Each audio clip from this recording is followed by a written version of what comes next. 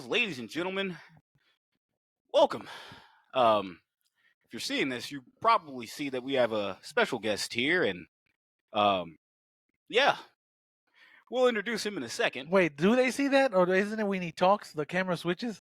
Isn't that how Riverside works? I fucking don't know. Well, now you look like a jackass, buddy. That's not that hard to do. Whatever, man. Ladies and gentlemen, boys and girls, children of all ages, the Cinema Villains proudly bring to you a a tag team match of epic proportions. I am your hostess with the mostest, Shaggy Black, alongside me, the King of Kongs, Jose. That's right. King of Kongs. But we have a special guest. He is a longtime friend of mine, a new-time friend of Jose's, the ever handsome yet slightly privileged voice of an angel. Voice of an angel. Corey, because I'm not going to pronounce your last name because I don't want to fucking butcher it. Corey, how you doing, bud? What up, man? It is. Am I privileged because of my skin tone? Is that what it is? No, I was going to say your voice because that is goddamn angelic. It really is. It's like, man, that's a professional voice right there. It really is, dude. You put that shit to shame. I know motherfuckers tell me that they love my voice, and I'm just like, but why? But then if I talk like you, I'd be like, oh yeah, no, I can see it. I can see it. Like he needs to do ASMR videos. Really, like that's kind of what his thing is, though. If Isn't you think about podcasting is just ASMR. Yep.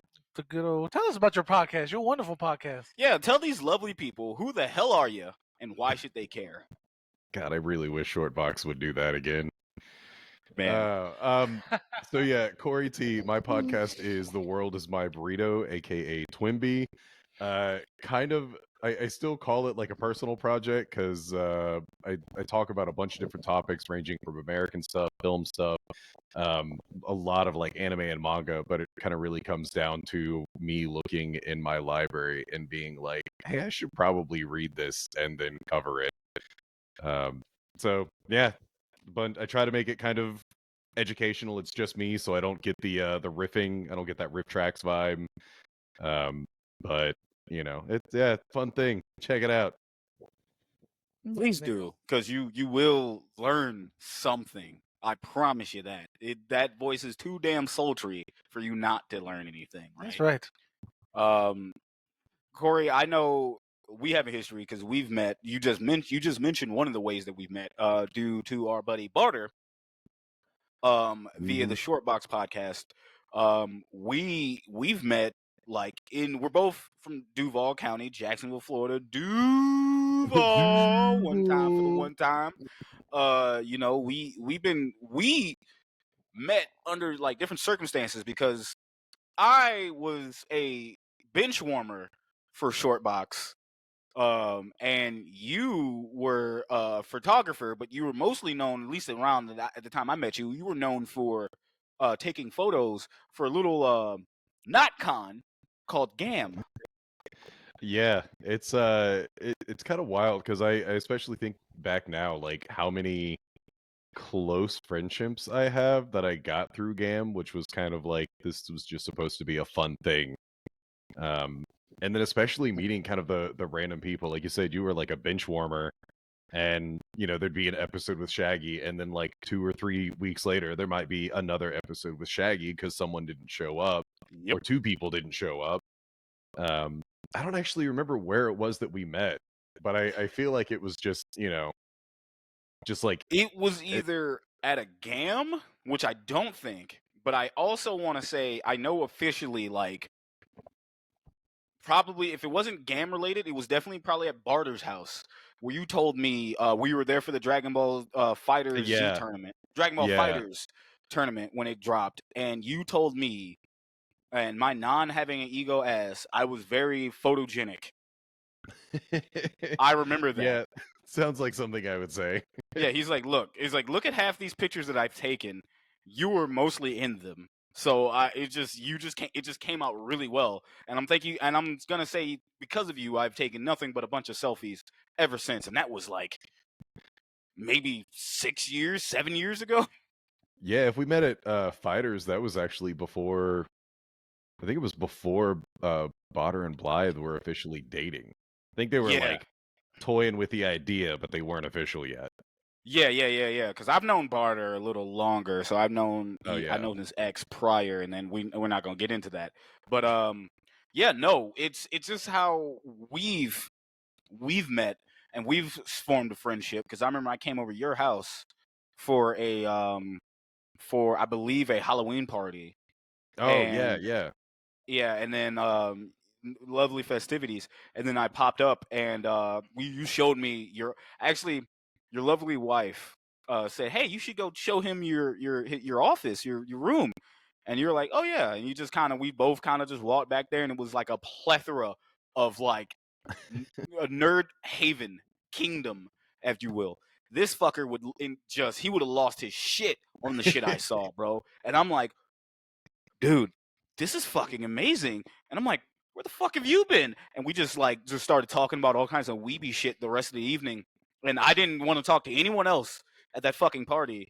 Um, I stuck to you and only you. And I'm like, I don't know anybody else. Well, I know that person, but I don't really want to talk to them. I'm only talking to you, buddy. You piqued my interest. You remember No, that? yeah, for sure. Because it was kind of the same thing on my end. Because like you knew comic stuff, and that was definitely a weakness. I didn't get into comics until like uh maybe a year after I even started listening to like Shortbox. I was never much of a comic person. It was always like manga stuff. So to find out that you were also interested in like anime and Godzilla and stuff like that, it's like, oh shit, okay, it's cool that the paths have crossed, the streams crossed. So yeah, no, it was good. You had a drunken hospitality back then too. Yeah, I shouts out to Drunken Hospitality. I want to bring that back so badly, and I was trying to get you on that so we can just be nerds together. But now we are a triad, if you will, because not Yeah. only do I have to, so I have a problem. I have a problem, Corey. That problem weighs about 280 pounds. Um, and he likes to steal my friends. Let's lower that down a little bit. Not at 280 yet. Let's lower that down. Oh wow, okay, 260. Okay, well, we can meet in the middle. Okay, 275. No, a little bit lower still. 270. You know what? We don't need the exact. Let's say 268. that. Yeah, 260. All right, fuck it. My man's here has a habit of stealing all of my Duval friends. And I think you might have clipped the leaderboard on who he's trying to steal. Because for a while there, it's been you and Cesar. I'm fucking lucky as shit he ain't ever met Cesar. Because Oh man. holy shit, me and C were tight. Me and you were tight, but if he keeps meeting people, he's gonna be like, did we just become best friends? yeah, he's gonna be like, yo, fuck him. Let's us hang out. Fuck Shaggy. And I'm like, he's like, yo, I'm just steal your friends, bro. You're just gonna take me to Jacksonville, and I'm gonna steal all your friends. That's what I'm gonna do. You know what that means? That means that you hang out with a lot of really cool people. Don't tell him that. Yeah, cool people. Don't fucking tell him that. I tell this Let's just move fucker back that all there, the time. Instead of going to Colorado, let's just go back there. Man, shit. He don't even live there. No, he lives close enough. Go ahead. I know you got some questions to ask this man. Unless you want me to facilitate. Like what? Anyway, anywho, Corey, like you now you met Jose, not like met, but Mhm. like you've got hip to Jose. Was it from Cinema Villains first, or was it because you both were in Straight Chilling's Slack channel? I actually, so I think it was Cinema Villains first, and then we would do the like talking, non-talking in Mhm. Slack, where like you're not really talking to like, he might send a message, and then like later on that day, I might send a message, and then that would be it for like a week or two. Mhm. So it was definitely first through Cinema Villains, and then like the sort of non-speech. I don't remember what it was, but something. Um, I I really don't. I actually it might have been when you like 4 years ago asked me if I wanted to be on Cinema Villains, and Jose was like hip to Gamera, and it's like, oh shit, you got this low key stuff like Heisei era Gamera that nobody really knows about unless they just happen to really like kaiju. Yeah. because y'all are like the big horror people. But yeah, it was all the infrequent kaiju posting, usually toys and stuff, like paraphernalia, I should say, in the Slack channel. So Yeah, that definitely sounds like Jose's MO. I remember that we had been trying to do a podcast together, at least be on one of each other's shows, and the betrayal kept happening because who showed up on your show before I could? Jose, That motherfucker. That's right. And because he answered the call. let me tell you something about this dude. Let me tell you something about Jose. Don't let him fucking fool you. This motherfucker is shy as shit. It's true. Big shy, right? I can go in deeper and tell you stories about when we hopped on Straight Chilling. Oh yeah, that's fucking the funniest adorable. thing. I was like, Shaq, I need beer. I need to break these nerves. Give me all the shots now. I was like, and I'm sitting. Okay, fuck it. I'm gonna just tell the story how it is. I'm sitting on my couch because we're getting ready to go on Straight Chilling, which is a lovely podcast, horror podcast for those who want to get horror. You go ahead and Google those boys. Shouts out to Moncrief Bob. Moncrief Bob. And I'm sitting on the couch. We're waiting to go on the show, but I think I hadn't started drinking. Well, no, I think I was pre-gaming anyway, but I was just chilling. He comes in and he's like, Shaggy. I'm like, yo, what's up? And he's like, yo, I need booze. We need to drink. I need all the drinks right now because I'm like, wait, what? I mean, okay, sure, but why? And he's just like, bro, I just got to calm down. I'm like, oh my God, you're shy. I've known this motherfucker for 10 years. I've never fucking knew how legitimately shy he could have been. And it's just Bob. You've met Bob. That's funny. Yeah, Like, it's just fucking Bob. Bob. I did say that. I was like, it's just fucking Bob. Like, what? Why are you need? I'm like, fuck it. But then that's when I realized I'm like, he's shy. I thought he was gonna be shy around you, but apparently your handsome ass, cause he's like, he only heard, I don't know if you saw him before hearing his voice, looking at his Avi. Maybe you saw his Avi in Slack and just didn't see anything else. But you're like, nope, his voice is amazing.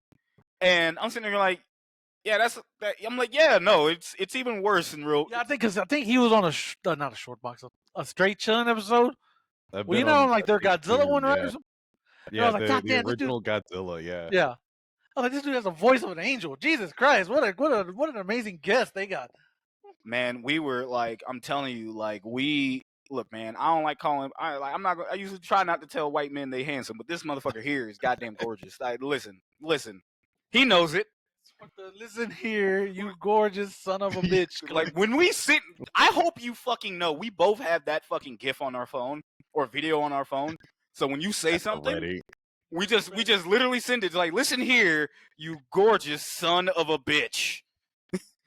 Like, we just get to that point. Was that you or was that Jose that like we were talking and then it was at the end of the day I just get that GIF and you're like, you know, now that I'm finally on Wi-Fi, because I was like, I was not in Wi-Fi the whole day. I was like, hey, I'm finally on Wi-Fi. I can finally send you this. That's what it was. 6 hours later or something. Yeah. I'm like, what the fuck? You know, finally on Wi-Fi. It's like, yeah, okay.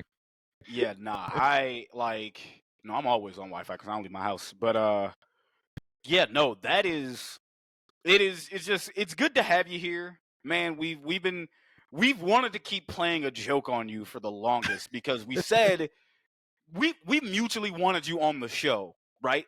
Yeah. I want to clear the air now. We wanted you on the show for the longest.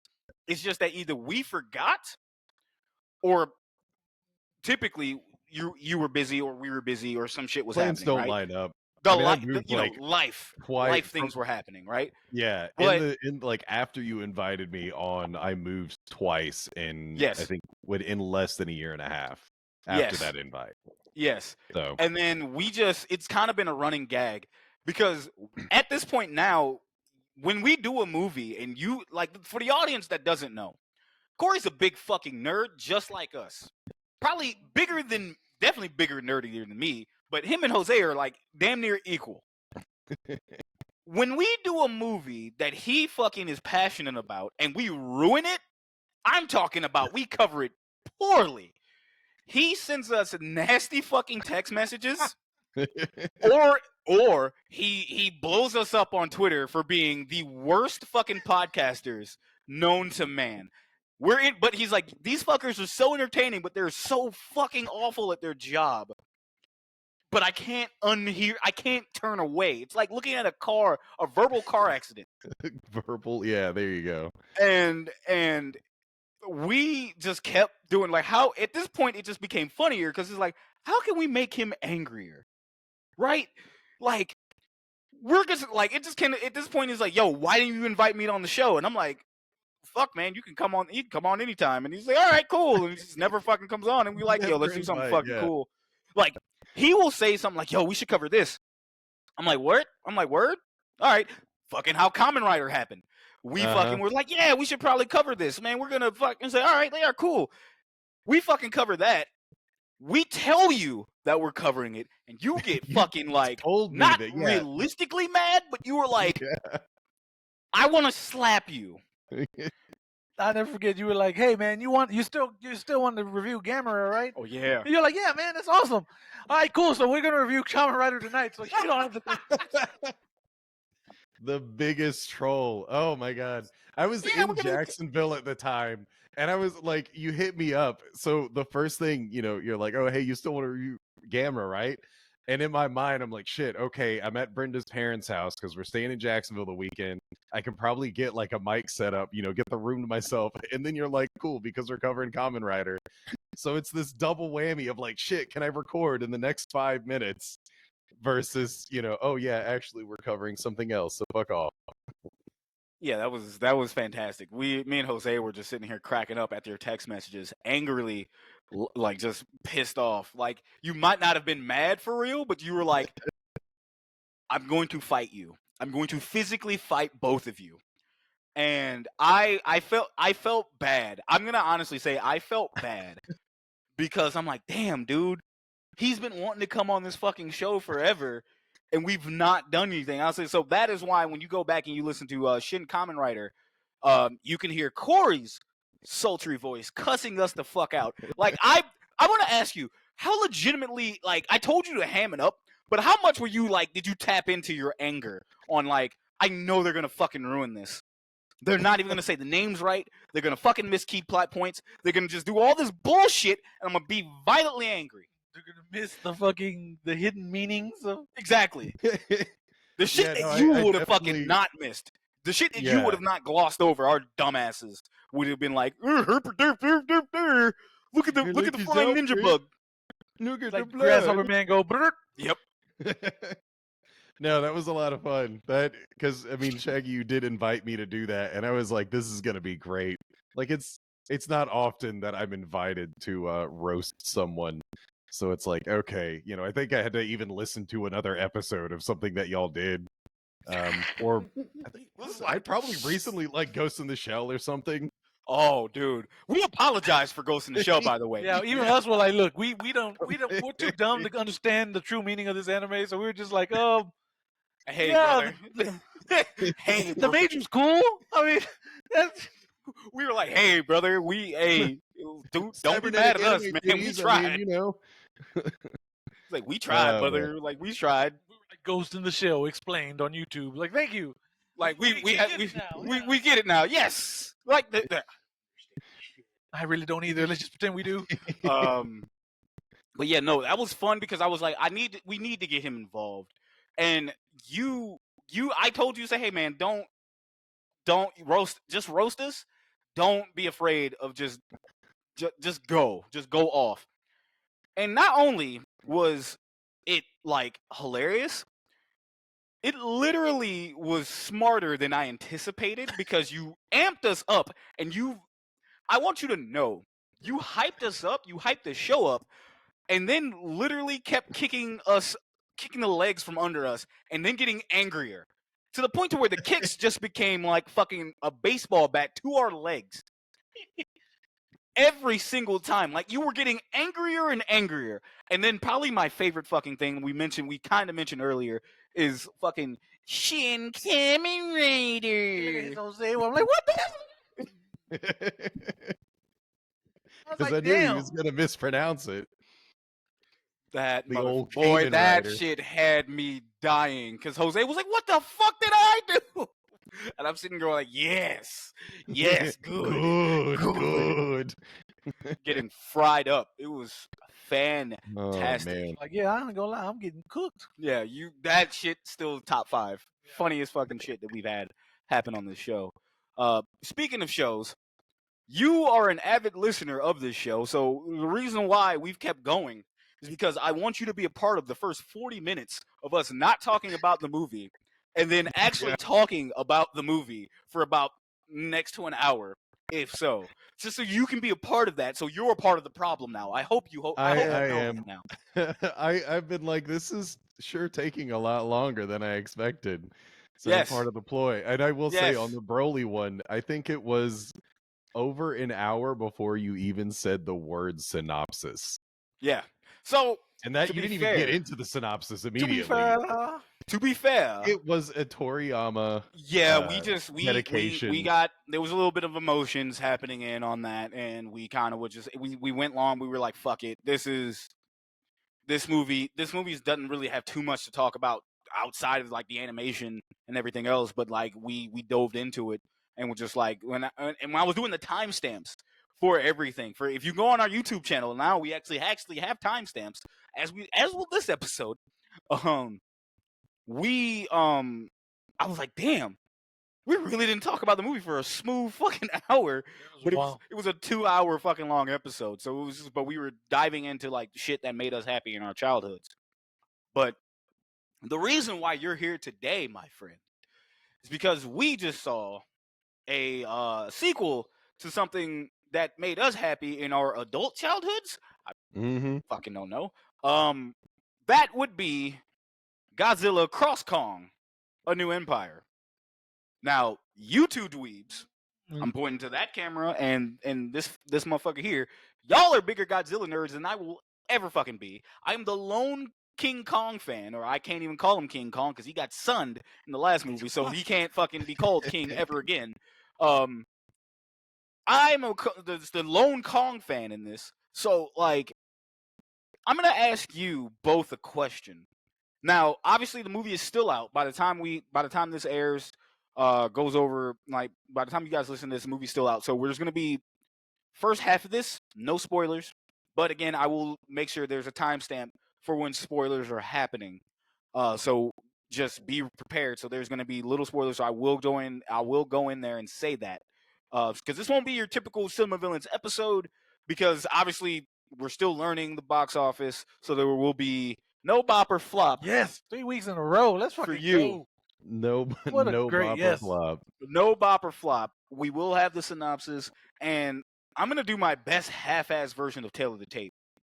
Because he doesn't have a wiki yet. He doesn't have a wiki. I literally just checked Okay. again. So I want to ask you both this question, and I'm glad I got you here too, Corey, to ask you.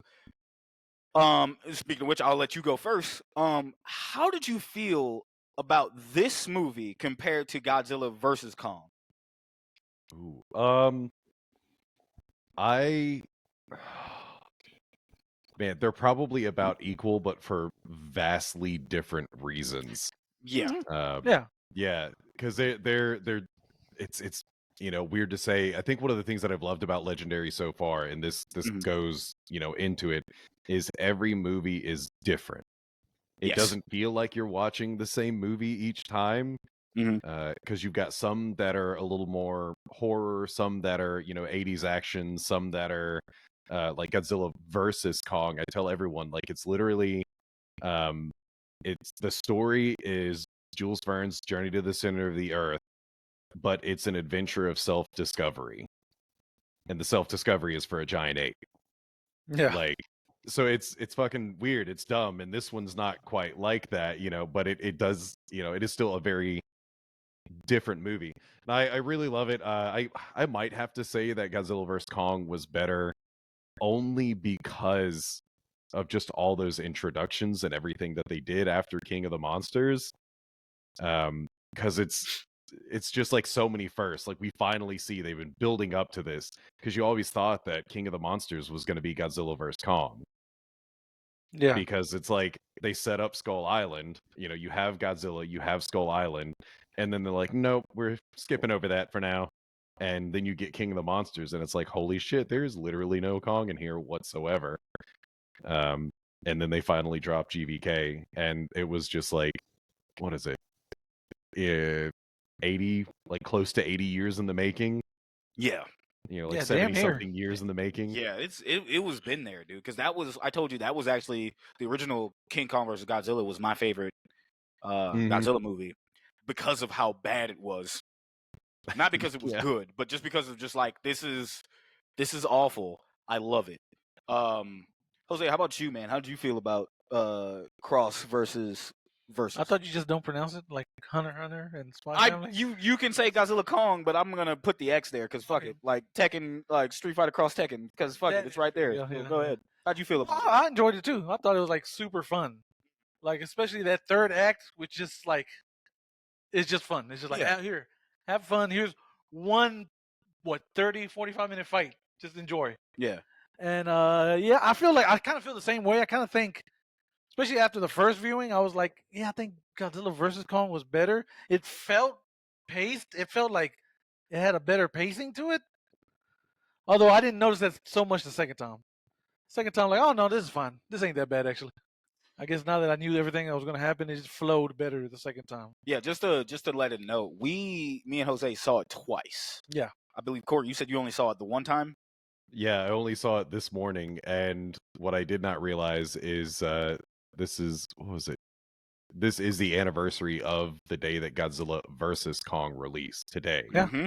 So I saw Godzilla 3 years X ago. Kong, yeah. Let me hang in. Godzilla I didn't know what you Kong, were doing. I was like, yeah. No problem. I thought you were telling us hold. Pulse. Hold. No, nah, man. Like, and I'm actually with both of y'all. So I will say this: I feel as though Godzilla versus Kong was the better movie out of the two, only because the story was a little bit better there.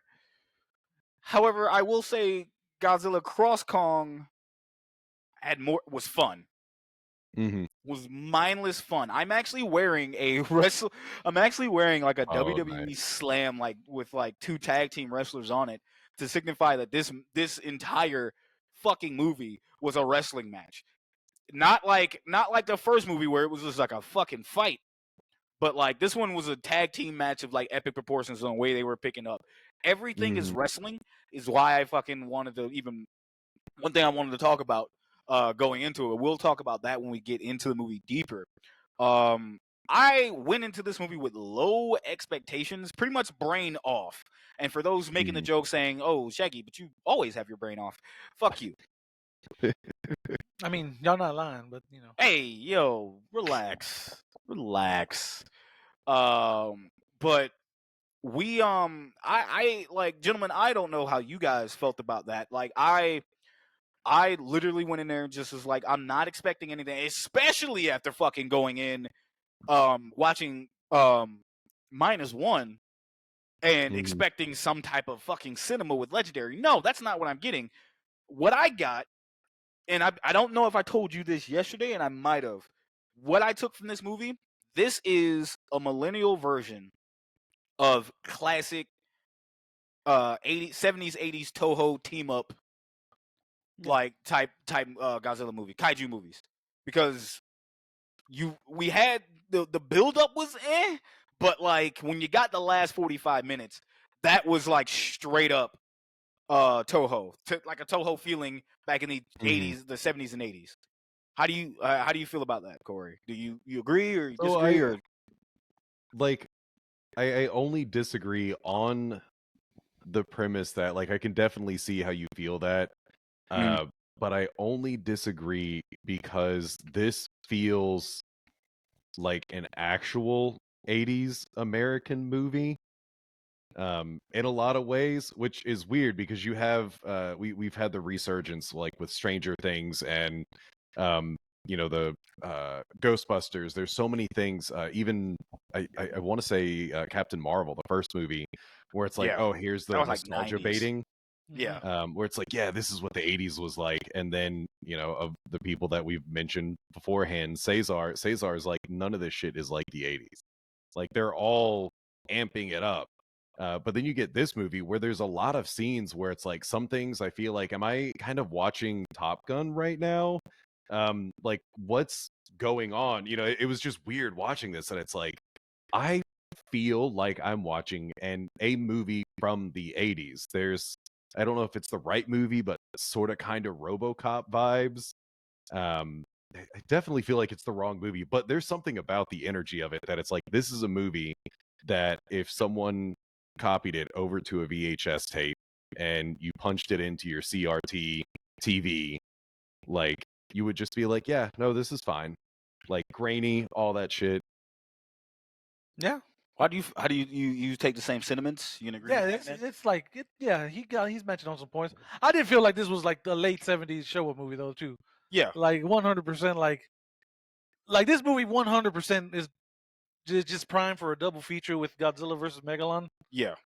Like I feel like that would be a perfect double feature, that movie and this one, And because it's like a bunch of silly shit happening, and then you get a pretty awesome team up at the end. So I Yeah, will say the latter part of the story was very like Showa era yeah, 70s Godzilla. Because that's that, why that's you why know, I said it, right? yeah. Because like And that's it's why I like didn't want because to say that you're wrong, because it's like, no, it's there. it's there. Like and like I said, you two are my like kaiju experts. So like if you're gonna tell me I'm wrong, I'm about to shut the fuck up and be wrong. So like it just felt just watching it like damn. None of the human shit I care about. Like granted, yes, but it's like this is some silly ass shit. And then like if you think about it, you got silly ass shit in the damn team ups as well. Because I remember watching what was it, King Ghidorah? I forgot what it was, where they had Mothra. the one we did for the show, Yes, Ghidorah, three-headed monster. yeah, Ghidorah, three-headed monster, where it was Mothra, fucking Rodan, and Godzilla, and they were like, "Yo," it was like, and he was like, "Yo, you gotta take him out," and they're like, "Man, I don't want to team up with this motherfucker," and it was just kind of it just gave me that entire fucking vibe. Because even then, in the background, you're getting the silly fucking is the print is that The assassin and yeah, you're getting the Princess, assassins yeah. and the fucking like it was just it gave me that fucking vibe. It wasn't bad. It was just more like I see what you're doing, and I approve. It could have been done better because you kind of did that better in verses, but Mhm. here it's fine for what it is, right? My beefs aren't with the plot or anything. I got my beefs with again. We'll go into it. Like I said, don't want to get into spoiler territory. Not yet, anyway. We will do that here in a minute. I will also ask you boys, where do you put this? It's probably a little too early for you, Corey, but where would you put this in your legendary pictures order? And I'll start with you, Fat Man. Fat Man. No, I'm joking. The fat man. Let's see. So one, I got King of the Monsters. Yeah, okay, that makes sense. 2 would be Skull Island. 3, here's work. Yeah, Do I put this movie above GVK? Even though I guess GVK is the better movie. Did I have more fun with this one though? Oh shit. For now, you know what? For now, at a big 3, it's just this one, New Empire. okay, you put New Empire. And also at 3, because I'm just not.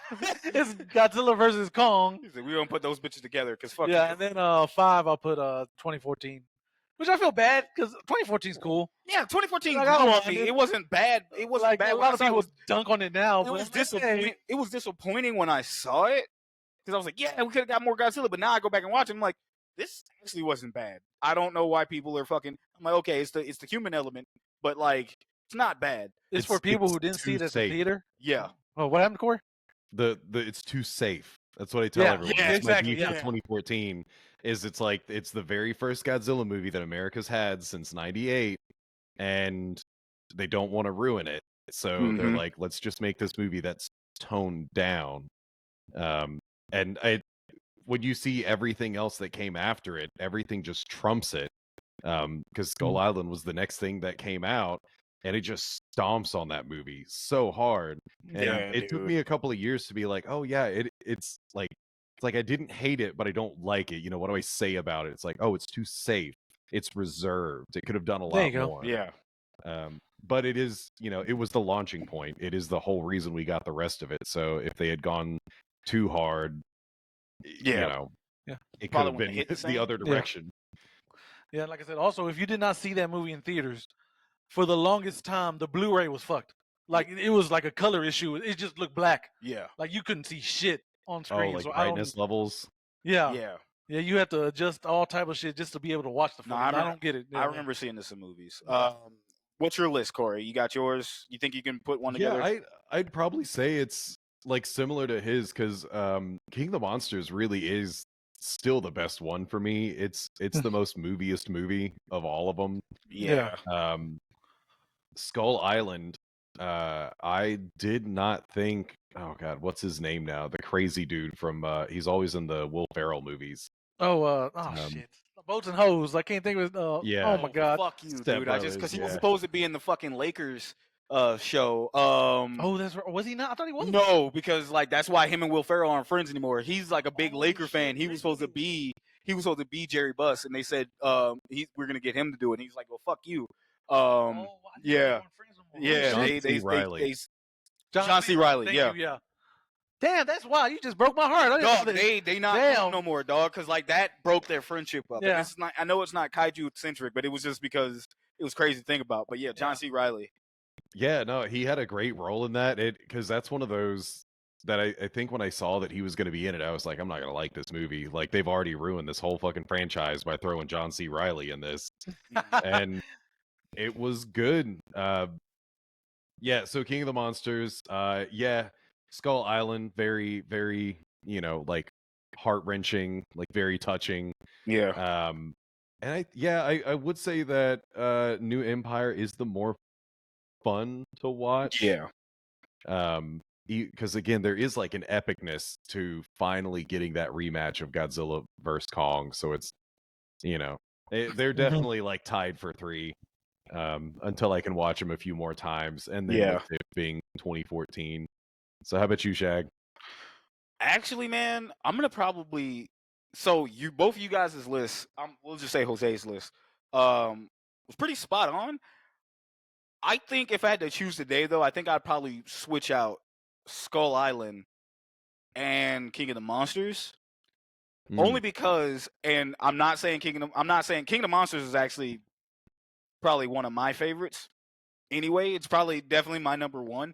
But if I had to fucking say something right now, I have the memory of old boy with the fucking grenades because he's going to go kill himself. And he goes to like say, come on, motherfucker. He goes to the thing and the thing just fucking smacks his ass into a mountain. And he fucking just dies. Like explodes. Dies twice. Like, bro, that shit was cinema, right? Mm-hmm. I go back and I watch that movie probably once a year. King of the Monsters is like right after it too, but like the fucking cast for Skull Island is so crazy. When you look back at it now, it's like holy shit. Look at that. They got the whole fucking Marvel cast is in that movie. Yeah, dude. Yeah. Like you got half of you have half of NWA and half of Marvel. Yes, in that movie. In that fucking whole movie, bro. Like it's insane. Like the it's Japanese insane to think about. In the beginning is famous Japanese guitarist Miyavi. Oh wow, I don't know if you've ever heard of him. Yeah, so it's like when I saw him on screen, I'm like, holy fuck, Miyavi's in this movie. Like, yeah, no. So it was just weird seeing him in the intro. So the Japanese dude in the intro when Kong stops them from fighting, he is a very famous Japanese rock star. Oh, nice. So, and the crazy shit is now, like, I'm gonna be real with you. Like, both my 1 and 2 can be like removed. Like, just like I can flip 1A, 1B, and then I'll follow the lines because right now currently, Cross I have above Versus only because of like the 45 minutes that we got in that whole movie was worth it. Let's be real. We'll get to it in spoiler section. Godzilla does something to Kong in this movie. Yes. That had us screaming. Yes. Like, holy mother of God. Know what it is. Yes. Yes. Man, Listen. so I will say my theatrical experience, like our theater wasn't full, but there were enough people. I was the only person in there hooting and hollering. Nice. Nice. Yeah, stuff was happening, and I'm the expressive one, and there are even like kids in there, so there's like all ages, and I'm the only Yeah. guy in there being loud in the theater. Like, what the fuck? Don't y'all fucking hate that? Like you're just like the only motherfucker feeling anything, and it's It's just like, how y'all quiet. motherfuckers sitting down? Come on, I guess. Yeah. He's been a part. Corey, I know me and you went to movies before. Mhm. Obviously, me and Jose been, and Jose knows I can get fucking into a movie and fucking people either feel my energy. That was oh my god, what's that movie called? Was it Drive? Everything.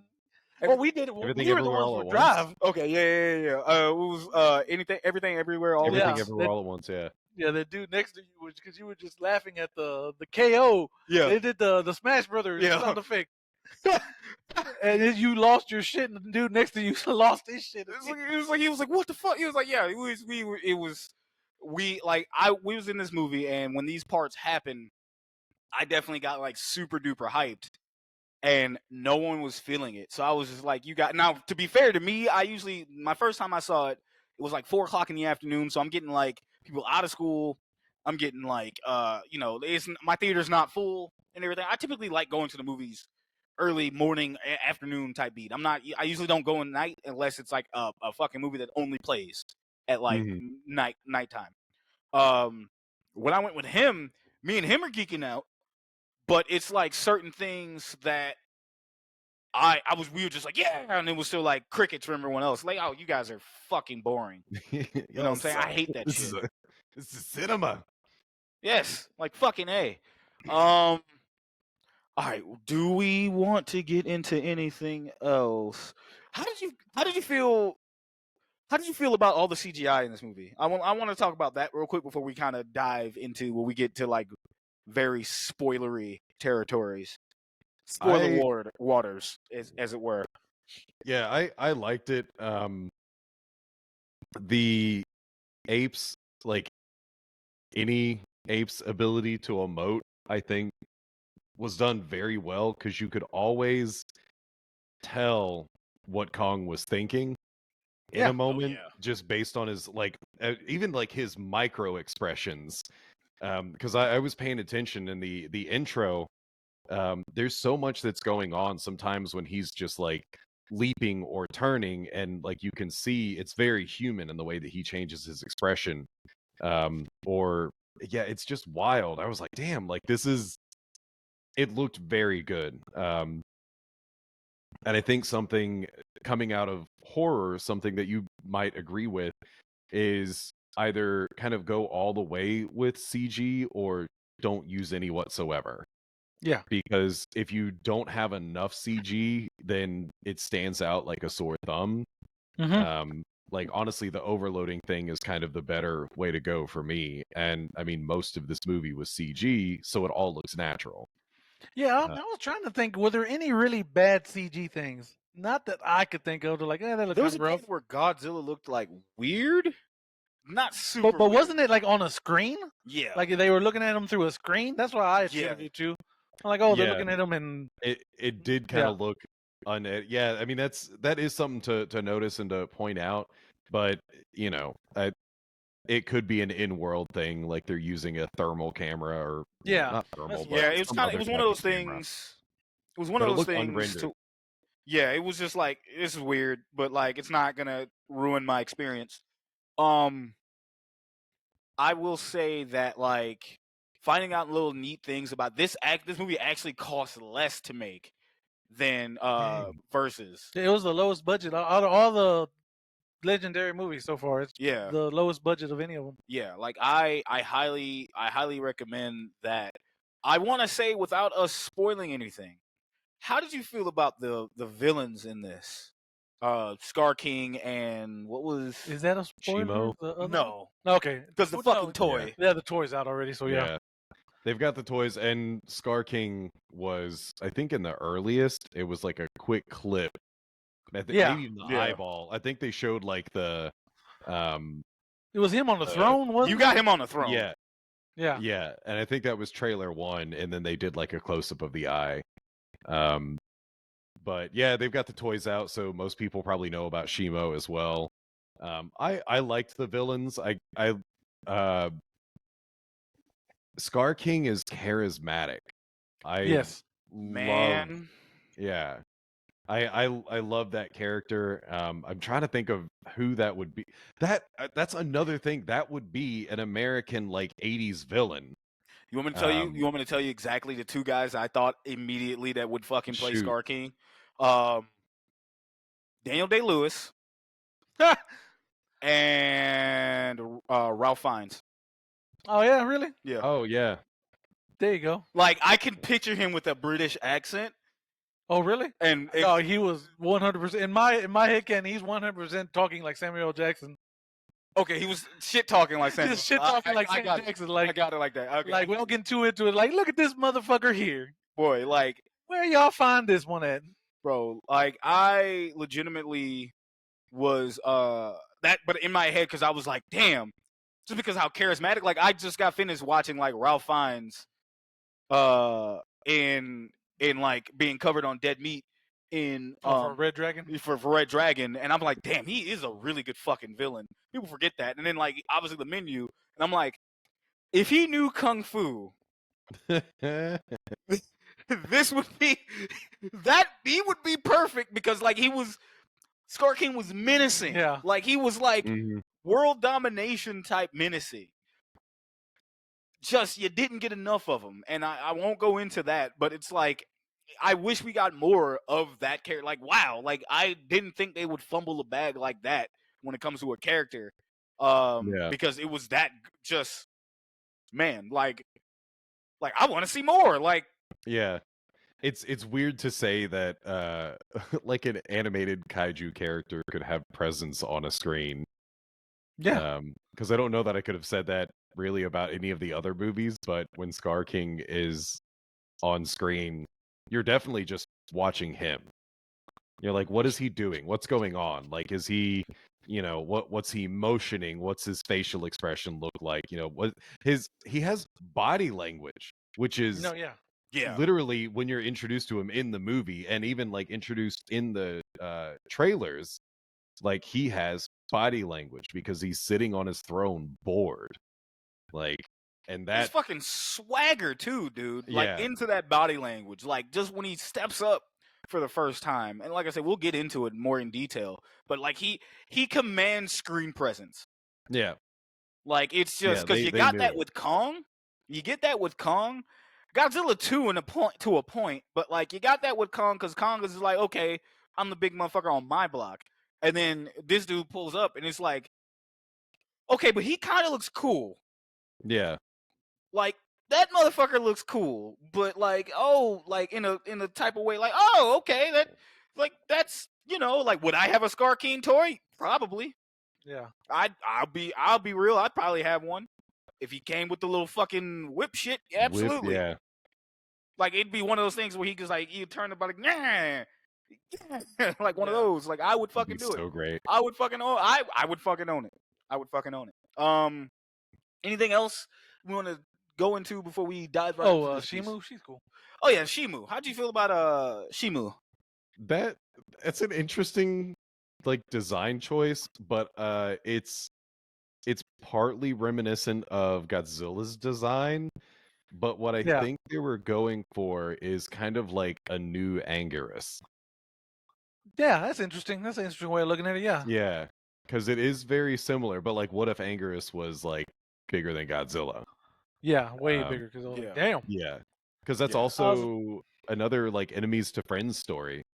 Yeah. It's like raids again, they're enemies, and then a couple movies later, there's subtitles because they're talking to each other. Hey, Shimu, go check it out. Okay. Starts doing Yeah. sign language. I need that in the next one. Ah, damn it. I'm giving myself shit that's not going to happen. Just making me sad. Well, shit. You might get what you're looking for, because I just did some snooping. I just while looking up like pretty much into this, I looked up and saw how much Godzilla Cross Kong was making in the night. And obviously, it passed the 80 million box office mark for the opening weekend.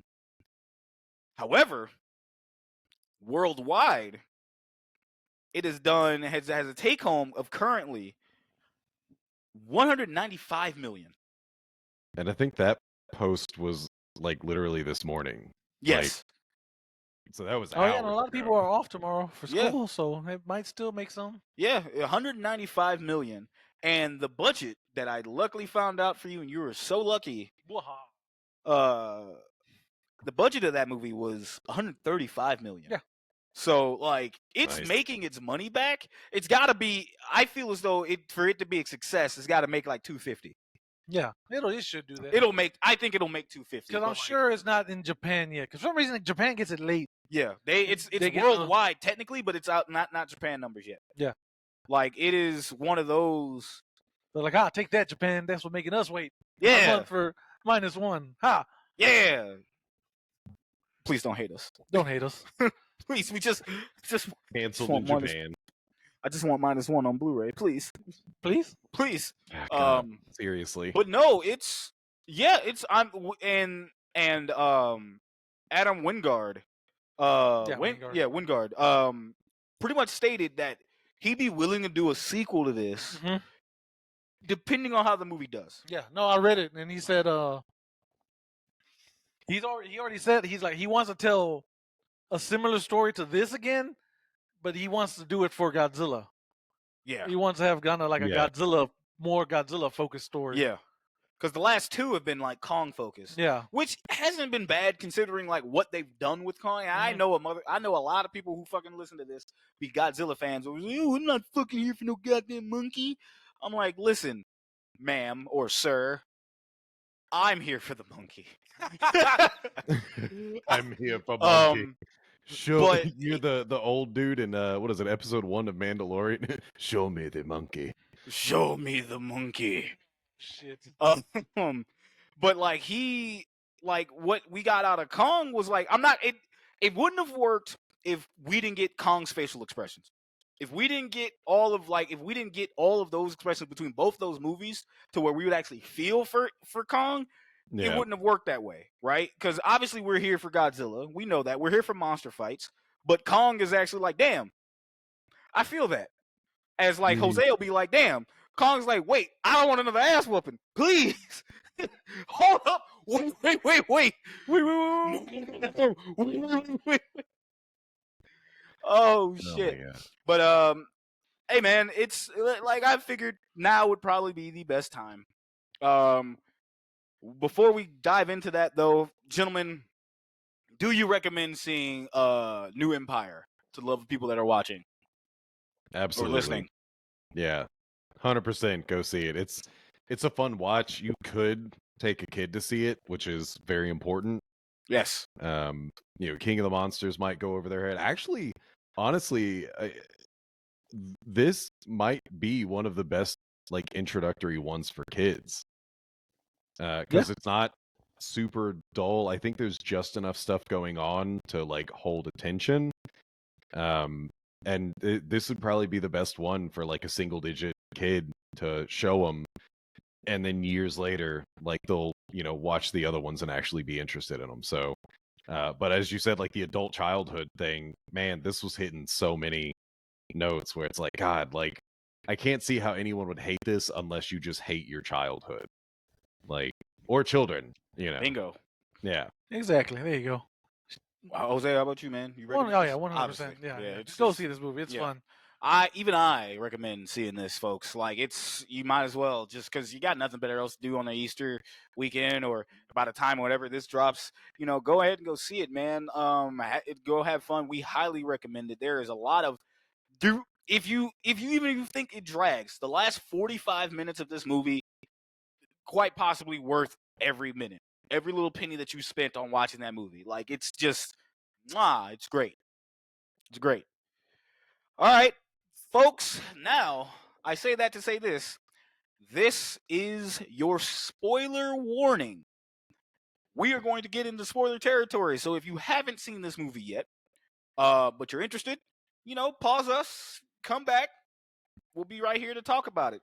But if you are a sicko like me and just don't care about spoilers and just want to go in and gallivant, hey, we're here, and don't say I didn't warn you.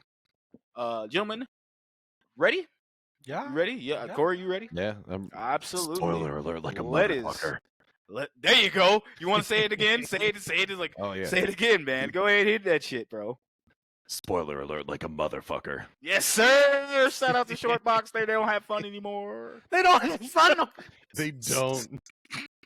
They got sponsors now. They can't do that. They can't Oh, do. that's right. They can't do all the fun How shit. bombers like Godzilla. Whenever someone else acts up, he fucking just crashes into their home. It was just Like, hey, shut that shit down. Shut up. What Shut the up, kid. like, shut up. Smacks the shit out of him. Man. Okay. So, Hey, you know what's the best thing about having a guest on the show? what's up, I can go use the restroom and you won't be alone. you motherfucker. All right, man. Oh shit, I'm looking at the wrong movie. Godzilla Cross Kong New Empire. Now, normally this will be the point to where I would do the tail of the tape here. I don't have any real messaging on Wikipedia or Villains Wiki, what I usually use. So what I'm gonna do here is just basically off the cuff. And Corey, I know your ass went to that movie and you have your fucking book of notes, so you can check me when I am wrong. All right. Yeah. So I as much as I can get into Shimu. Shimu is a legendary kaiju monster that isn't been documented, but is basically pretty much primal lizard version of Godzilla, only instead of fire, it is ice. Yeah. Like she instantly like permeates fucking just cold it's like Arctic the weather. absolute zero. Yeah, absolute like, zero. Like fucking like what is it? Dry she's a walking talking dry ice Dry machine. ice, yeah. Yeah. Just as she's like coming up on screen. But she is a slave to the big bad in this movie, who is known as the Scar King. Scar King is a legendary ape. Slender in size compared to Kong. Think more of orangutan Mm-hmm. versus how King Kong is an actual like gorilla. He is, scarred up. I love his visual look. First I fucking hated it. I was like, I don't know if I like any of this. Why are we fighting another monkey? What is going on with this? Then I saw it. I'm like, oh no, he's great. Mm-hmm. His power is obviously the same thing as King Kong's, but I think the intellect is there more so than Kong's, more on the line of conniving and cunning Yeah. type and intellect. he- Like just he knows kung he's fu, like, he's evil. Yeah. Because he has a purpose. Kong's Yeah. just kind of existing, and Scar King is intelligent enough to know what revenge is Yeah. and to want it. Yeah, and then like, but Scar King could have been hater of the year if he Yeah. if they allowed this man more screen time. Mhm. His skill set was pretty much, I don't know where he learned monkey fu, Yeah. but he knows it. He's flipping and dipping up on that screen. He also has a weapon of choice where Kong has his weapon from where he got from Versus, which is the axe. Scar King has a whip-like weapon with a. I'm only assuming it's a crystal that controls Timu or Shimu. Timu. Timu. I know, right? I Timu, think- like Shimu off of Timu. Golly. I think it's supposed to be one of her spikes. That's what I was Maybe- thinking. Yeah, nothing else is explained, and it's like, okay, that kind of looks like a spike. That's the same shit I told Jose. I was like, yo, I think that's one of her spikes. I'm not 1,000% sure, but like that's like an open door if they didn't tell us shit. Like, okay, like Mhm. that's what I'm assuming it is. And he uses that to control her, which makes her his slave to his bidding. So like he's pointing the crystal in the area that's like, hey, go fuck that up. And she's like visibly hurt when he's like pointing it, and he's like, yo, fucking do it. And she fucking just does it. So like he obviously knows that he's a dickhead. Mhm. So there's that. Obviously when he kicks the what I think was the mini Kong's parent, yeah. or like sibling or I'm gonna something, say into his the I'm gonna lava. say his like I'm gonna say his daddy or some shit like that. Well, Well, maybe I'm like kinda his, wondering if it's the mother, No, ain't no because fucking way. well, there's a scene at the end, like when the 1 ape has seen the portal and he comes back to tell Scar King. In the room, Scar King starts getting hype, and all the mothers like grab their babies, and all of the babies are gingers. They're the only ones who are Yeah. ginger, but the mothers are not. So I'm wondering if that was like a relative of the baby, because Definitely the gonna say baby, it's a relative. yeah, Well, I like would say like maybe Scar King makes the babies, but he doesn't raise them and be like, "Hey, you over here. Hey, guess what? like a Take this harem one. thing. Teach him how Yeah, to be a man, or whatever." maybe if Yeah. they don't come out, the right color or something, he just Yeah. like puts them to work. Man, I'm gonna say that's Grandpa. Grandpa got knocked into some. Yeah. Yeah, Grandpa, great. no. Yeah. Like that's the only thing I can think of. Apparently that little small monkey boy has a name. And that, yeah, I totally forget it. I forgot it too. I think it's like Something Skong, like Skong? Gong or something like that. Like it Suko. has a name. There we go. Yeah, it's Suko. Suko. Oh, Suko. There it S-U-K-O, is. Yeah. So fuck it, man. I'm normal. Like I said, this would have been a normal episode typically where we would have talked about the movie and everything. But actually, Jose, go ahead and give it your synopsis. Synopsis for Godzilla Cross Kong, the New Empire. Kong encounters more of his species in the Hollow Earth and must unite with Godzilla to stop their tyrannical leader and a powerful climate-changing titan from destroying the surface. And there you go. There you go. There will be no bop or flop, folks. So Even though I guess it's a bop. it is technically Technically it's a bop, It's yeah. technically it's a bop. As of this recording, it is a bop. Not critically though. No. Critics elbow dropped this movie. I'm like, this is kind Those things that we would love, I haven't even paid attention to that. and critics aren't gonna. Yeah, I think it's rotten on Rotten Tomatoes right now. No, I believe that. That It's is the fine. second lowest one because for some fucking reason, to this day, Godzilla King of the Monsters is like the lowest one. rated. So I thought this wasn't the. Actually, I thought. Okay, no. You know what? It makes Yeah. more sense because when they did it, this one wasn't rotten when it launched. No, It but just then it had a low not rotting rating, Yeah. and King of the Monsters was rotten, and it was just like. But now I can see it's the second lowest, which is insane. that is Yeah, but I thought wild. the audience loved it. Last I checked, Yeah. the audience was like a 90%. Yeah, I mean that's what it's for, dude. Yeah. Like we know it's not going to be a good movie. This is not cinema. We've seen that like twice already But with fucking with yeah, no, we know. We fucking know. Trust. Like we're not getting fucking art that we got out of fucking minus Juan. Oh, but we did. We get to the Egypt scene. Son, wait, we did that. Yeah. Brother, that was for us. That was for us. That was for us. Shaq, this was for y'all, buddy.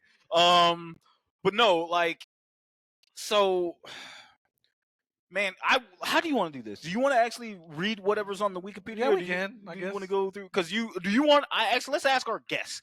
Do you want to tackle this movie just like throwing shit at the wall like primates and just talking about whatever, or do you want us to be a part of the actual cinema villain experience and have this man read poorly?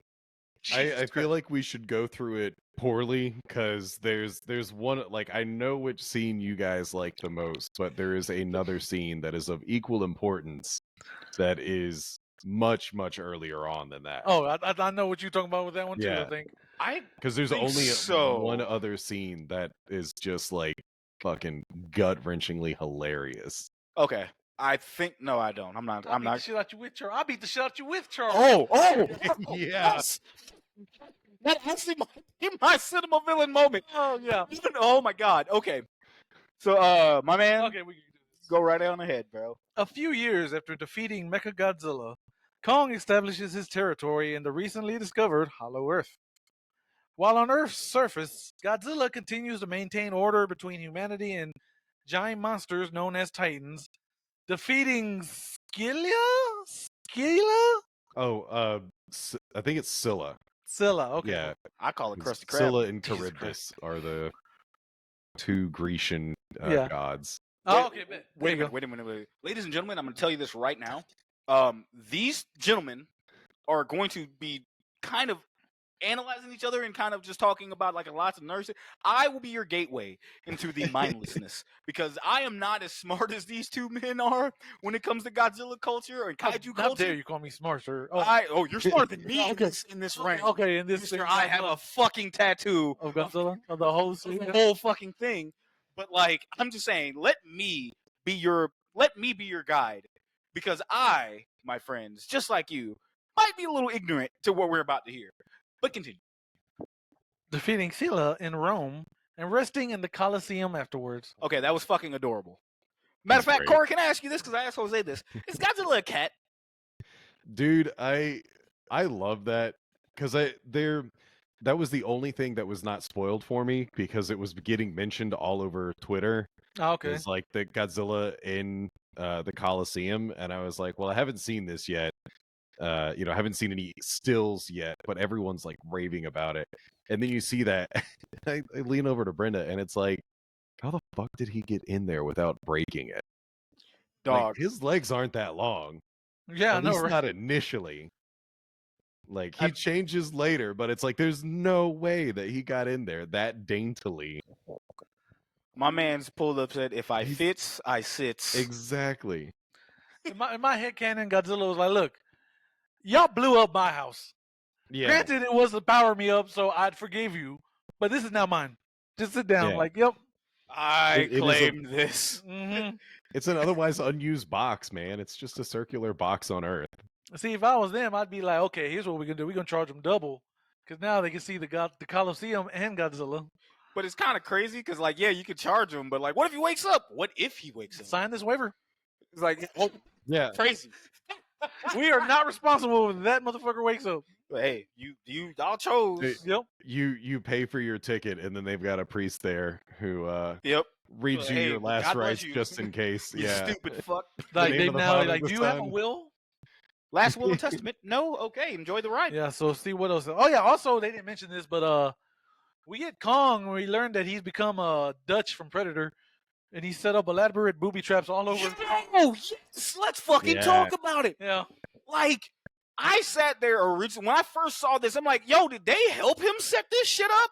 Like, did they be like, yo, we're gonna help him build? No! This motherfucker was like, yo, I seen Home Alone. I'm gonna fucking make my own traps. I can do this. Yeah, I loved it because in the intro, when he's standing at the edge of the cliff, they pan out and you see like the massive cliffside and kind of the danger of it all.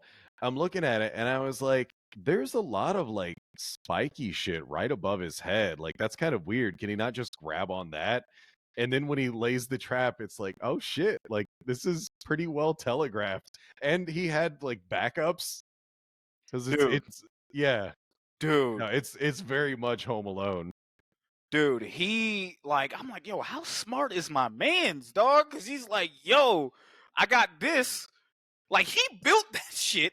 Like again, and they even said like, oh yeah, that's Kong's hunting ground. And I'm like, wait the fuck on. You mean to tell me that he built this in a cave with a bunch of scrap?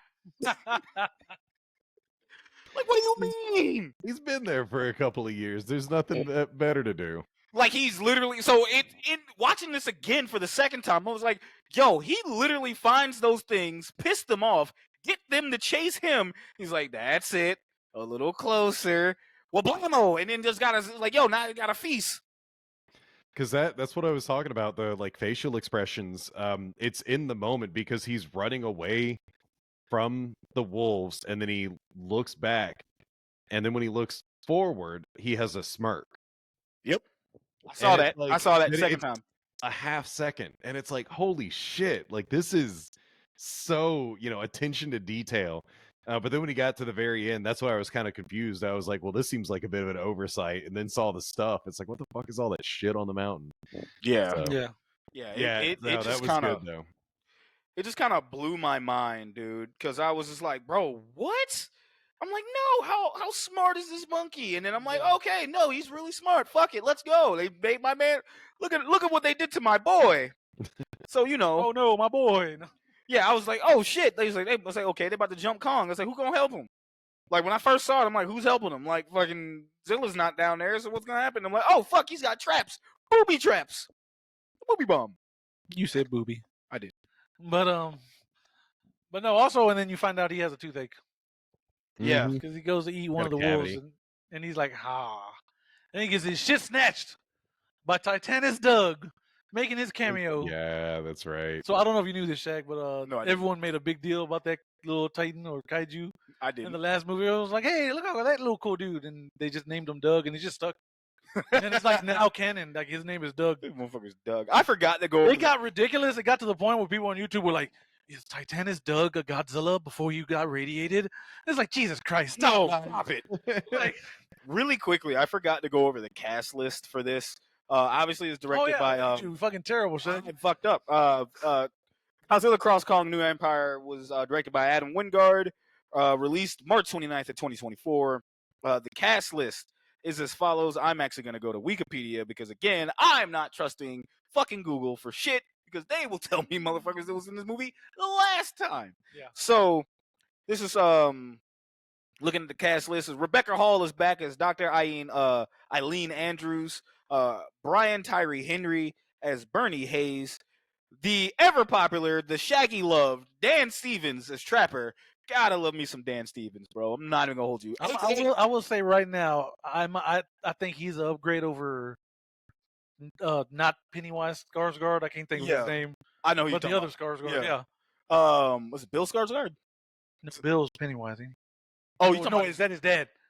No, it's Bill Skarsgård. Is it? I don't remember. Yeah. I guess sure. But reason why I'm saying this because you may not remember. You may know who Dan Stevens is. Yeah, But one of my favorite fucking movies is one of the movies that I hope we fucking cover. The Guest. oh yeah, 100%, yeah. Absolutely. Kelly Huddle is Gia. Alex Ferns is Mikhail. Fala Chin is the Oh, The hell. Iwi Queen. Thank you, sir. Iwi Queen. That word beat my ass for like a second. Rachel House is Hampton. Ron Smigzik as Harris. Chantel Jameson as Jane. Greg Hatton as Lewis. Kevin Copeland is the submarine commander. Okay. Tess Dobry as the submarine officer. Tim Carroll as Wilcox. And Anthony Brandon Wong as the talk show announcer, which I think was like at the beginning It's of the at the movie. beginning, yeah, where she's like, "Hey, Kong's at in Hollow Earth chilling." Yeah, exactly. He's What like, about Godzilla? He's fine. he's fine. He's good. Yeah, don't worry He's about okay. that. Hard cut to like him beating the shit out of that. No.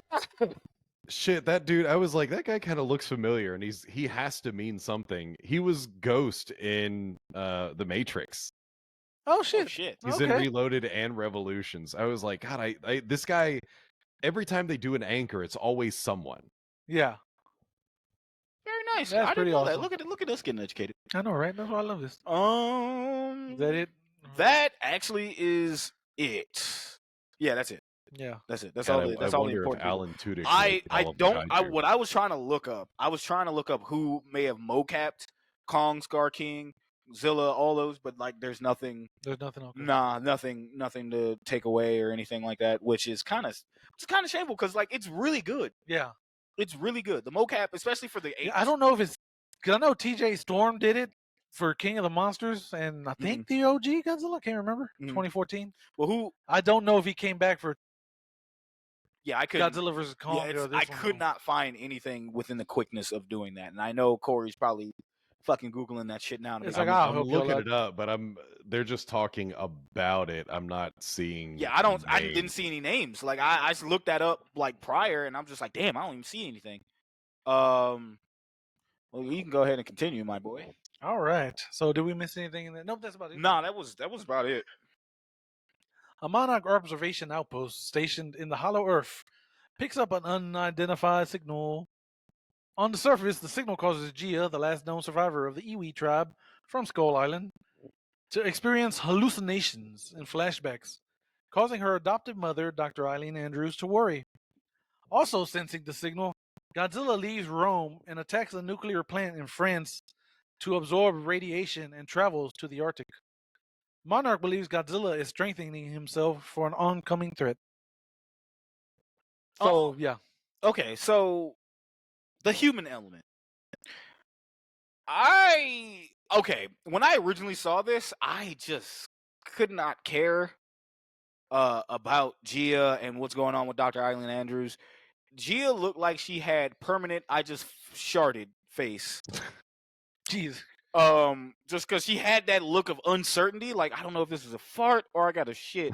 Like just the look on her face. Yes, she is a child. I'm just saying, like it could not leave my mind. Right? But like the second time I saw it, I'm like, okay, you know, She's scared. yeah, she's She's a scared. child She's who's like scared. Yeah, she's scared. She don't know what she's seen. She don't know what she's about to poop out. I mean, that's what's gonna happen. I'm just She can't hear, Shaq. She can't hear when. that's why she's even more terrified. She's like, yo, I can't. Yo, I don't know. I can feel it. If it's more than that, I'm fucked. Mom, help! But not like -1 kind of ruined us about like how I should care about humans. I know it's possible. Can Legendary do it? They shown glimpses of possibly getting it, but not as well done as -1. And I hope if Wingard does this again, I hope he's like, we're gonna try to get somewhere close. It's not. I can't say it'll ever be like that, but hopefully we'll get somewhere close and it can work, right? I thought Bernie and Trapper were cool. No, we not talk. Look, Bernie and Trapper. Okay, those Bernie kind of force fed some lines. Yeah. Like but that's Brian Tyree Henry. He gets no. He's good with me. And Dan Stevens is Dan Stevens, regardless. Like, brother, you can't do no wrong in my eyes. Please don't say anything racist or crazy within the next few years. Oh man. But like, you can do no wrong in my fucking eyes, brother. Because look at him, it's Dan Stevens, bro. The Stevens with long hair. Mr. Legion himself, bro. Mr. Legion. There you go. All right, come on, bro. Dan Stevens, bro. But also, I guess what was skipped over in this paragraph, Kong comes to Hollow Earth, and it's one of those funny scenes because Dr. Andrews is on the phone, I guess, with the government. Oh yeah. Like, look, no one ever comes through the portal anyway. Kong stays, he never comes up, and then like hard cut, the director's like, "Hey, Kong's coming through the portal." Yeah. Yeah. Like she's like beating on the glass, like we got a problem. And she's like, and Dr. Eileen's like, Yeah, I don't have time. hey, wait, I'm gonna call you right back. Yeah. So Kong comes up with like, "My truth, I can't feel my face." Essentially. Yeah, and Gia's like, he's hurt, he's in pain, or so. I don't know why I'm doing sign language. I'm so sorry. She's like, she's signaling that he's in pain, and that's when we get Trapper Yeah. coming up with like just I like that entrance, like that whole like that is. Someone compared that scene, his two scenes in the movie, like Thor, like, and I'm talking about Taika Waititi's Thor. Oh, okay. Because it's just like an 80s fucking thing, like 80s fucking song to go with him, and he's like, yo, that's all his shit. Yeah. Like, and I'm like, I feel that. Like, what did you think about the human characters in this movie, Corey, compared to, like, we can't compare it to -1. But I know. Tap the sign once again. Like, you can enjoy this movie without comparing it. Yes. To -1. Tap the sign. Tap the sign. I'm gonna put that picture right here. The sign. No, yeah, Dan Stevens was great. I think he was one of the best ones because he was, again, it's like that 80s character where he's somehow this aloof dude is super successful. He is intelligent enough to be able to replace the tooth of a Titan. And he's a hippie though, because like the whole time they're walking around, he's like an outdoorsman / hippie because he knew where not to be and he knew where to be when they were in Hollow Earth. And then he's doing like the hug it out thing. Oh yeah, that was great. That was great. Yeah, any of those lines, I do not remember them, but yeah, he was a lot of fun. The characters overall, I do kind of feel like they did the deaf girl Gia dirty. I felt like that could have been better. Like, you talking about the whole thing? Because she's literally just a gateway. I like where it ended up. Yeah, that's kind of how I feel. But the getting there was a rough journey because it's like, cool, yeah, she's terrified. I guess every time they're ringing the bell is when she's having these visions, which is like a neat connection. I think there is the way that it's written, I think, is at least solid. Like when you look at it, it's like, okay, there's reasons for this stuff. But when you have all of these other characters who are so very comedic, and then there's literally only two, like the mother and the daughter, who are dramatic. Yeah. It kind of takes away from it a little bit, you know. Now, I will say this. It probably would help you if you saw it twice, because like I went into that, I'm like, man, I don't like anything that isn't Dan Stevens or Brian Tyree Henry. And then I saw it again and I'm like, okay, I understand it now. Yeah. I get it. So maybe I was a little too harsh, but like I got over it. I'm like, okay. And then it made it, the back half of that when we get to it is actually makes way more sense now, and I felt like, okay, I'm okay with this. So because at first I'm like, dog, this is, remember when I said it earlier, and then I was like, yo, this reminds me of a fucking Toho, of a Shoujo, like the beginning of that, like how goofy those team up movies were. Yeah. It kind of fucking felt like this because like you had a MacGuffin, like right there. I'm like, why? Like how? She didn't even know who the fuck this was. Yeah. If anything, that should have been fucking old girl from Stranger Things. But she cost too much to put in this movie, so no. Yeah, that is true. Yeah, plus your arc is done. You're good. We don't need to see you, man. Yeah, we're good. Or your dad. Y'all we're good. We don't need you ever. No, we're good. Yeah. We're good. No, overall, no, they're good. I like the acting. I think it was good enough because everything is kind of it's not too goofy, but it's not too serious. Yeah. Again, this is like an introductory children's movie. Yeah. There we go. Yeah, felt that. Also, what's not mentioned, Kong, they fix his tooth, and he eventually goes back to Hollow Earth because, like, we need to get him gone because when Godzilla senses him, we're fucked. Yeah. Like, he is killing all of us. Yes, he is going to fuck up everything. Like, it is on site. Yeah. For the lizard. Yeah, and they're freaking out already because Godzilla's on the move. And they're like, shit. They're like, yeah, he's moving, and because they were like, yo, what if he comes here? Then we all need to run. Yeah. Mm-hmm. It's like, Kong would never. Like, Kong's here. But yeah, eventually Kong goes back to Hollow Earth with the team, I guess. Yeah, with the small team, because they're like, hey, we Brian Tyree Henry's character. Oh yeah, points it out. Like that type of interference or signal happens every time, like a major fucking thing, Titan event happens, and it's kind of like, oh, it's been them this entire time. Yeah, fucking sending out like a signal, like for help. So they're like, hey, yeah, help. And then Godzilla goes to France, and he's like, wee, and he immediately like decides to eat a nuke. Well, not eat a nuke. He's like absorbing radiation. He goes to a fucking. Hey, Car, does that count as Godzilla eating? Well, yeah, for the France thing, I love the fact that you actually see how Godzilla does it, because in Heisei, Godzilla grows in every movie, and they talk about how he feeds off of nuclear energy, but you literally never see him eat or consume in any way, shape, or form.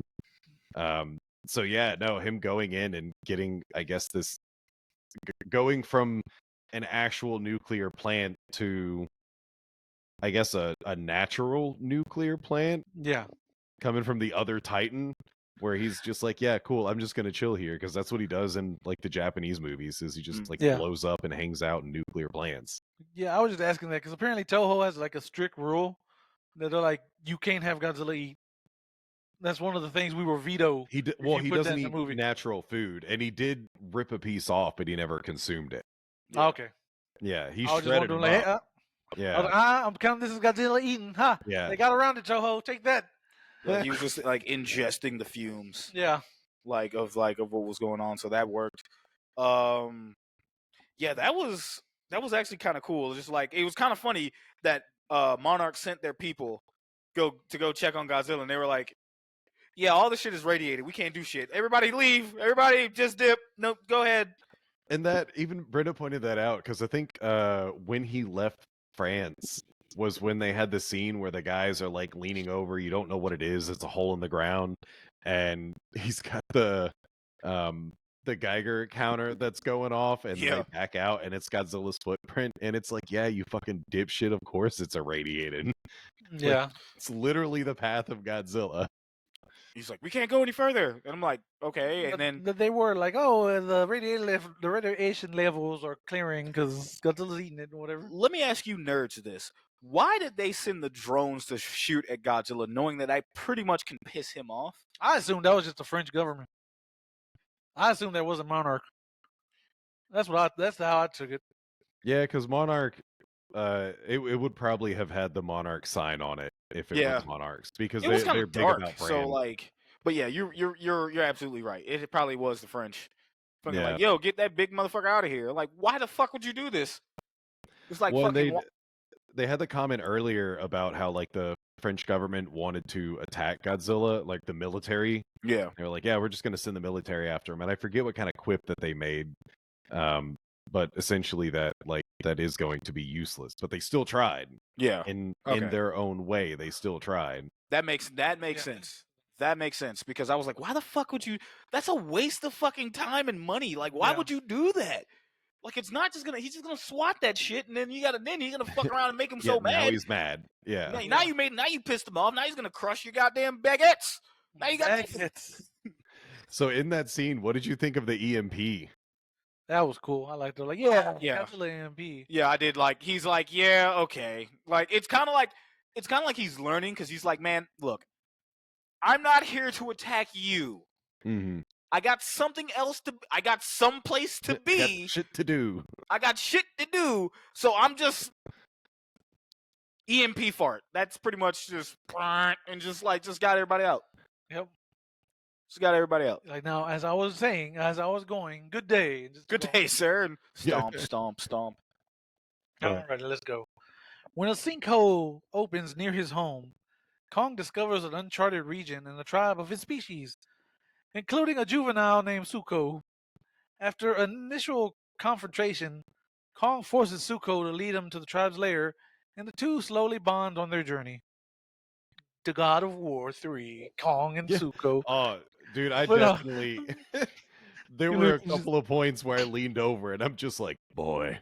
Yes, I like that, boy. Boy. Read it, boy. Just lead the way, boy.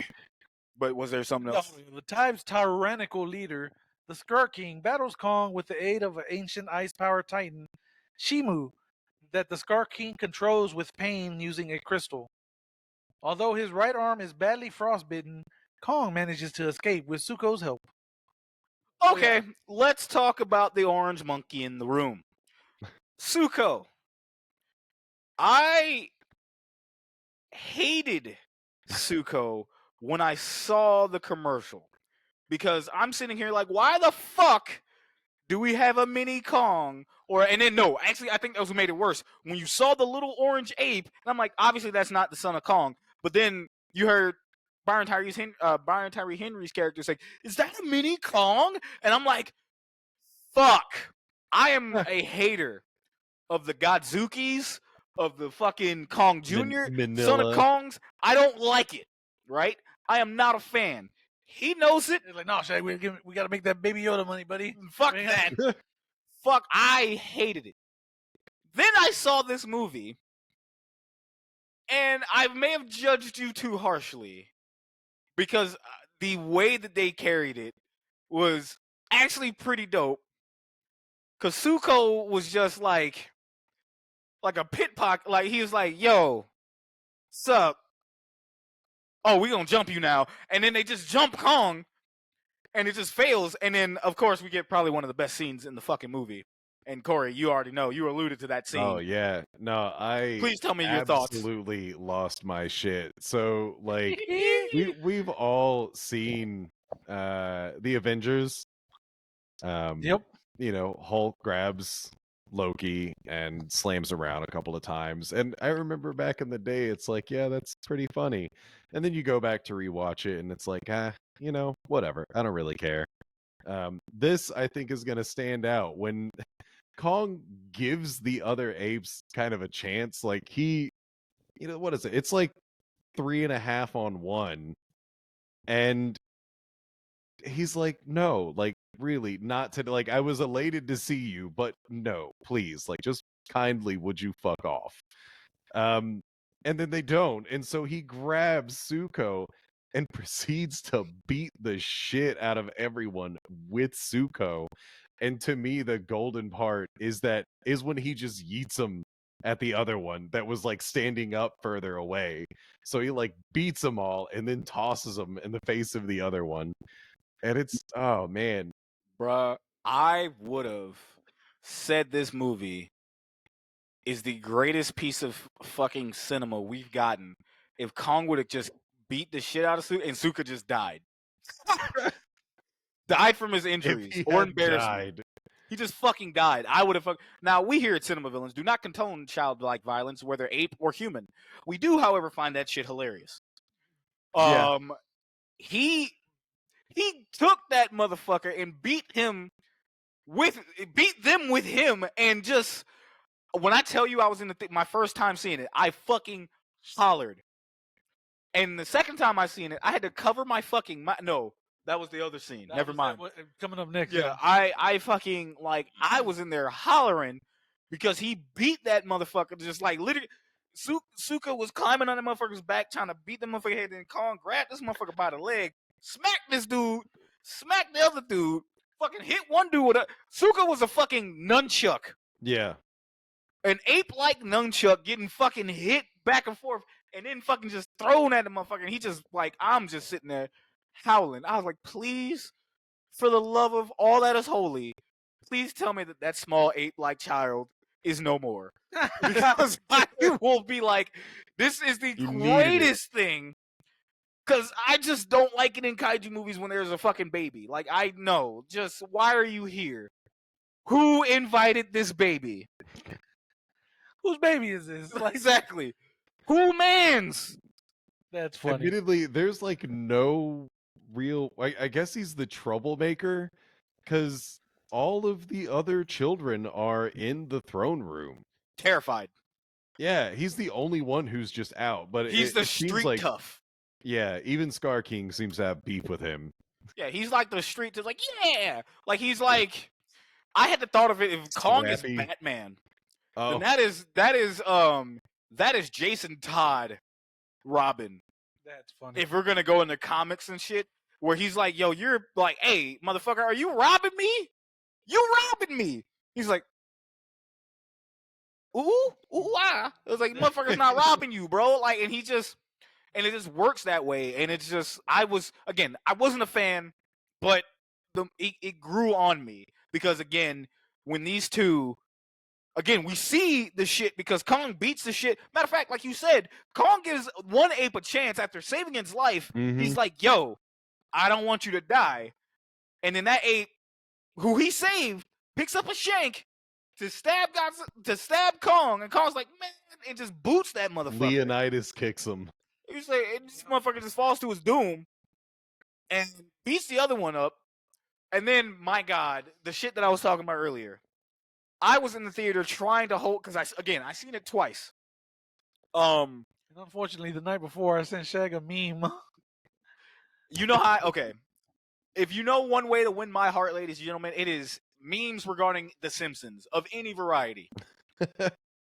This motherfucker sends me a meme of Principal Seymour Skinner throwing a book at like a random, I think it was a thug, throwing a book at this running thug, and he just ran like a half a football field, and Skinner just threw that fucking book, and it just conked him in the back of the head.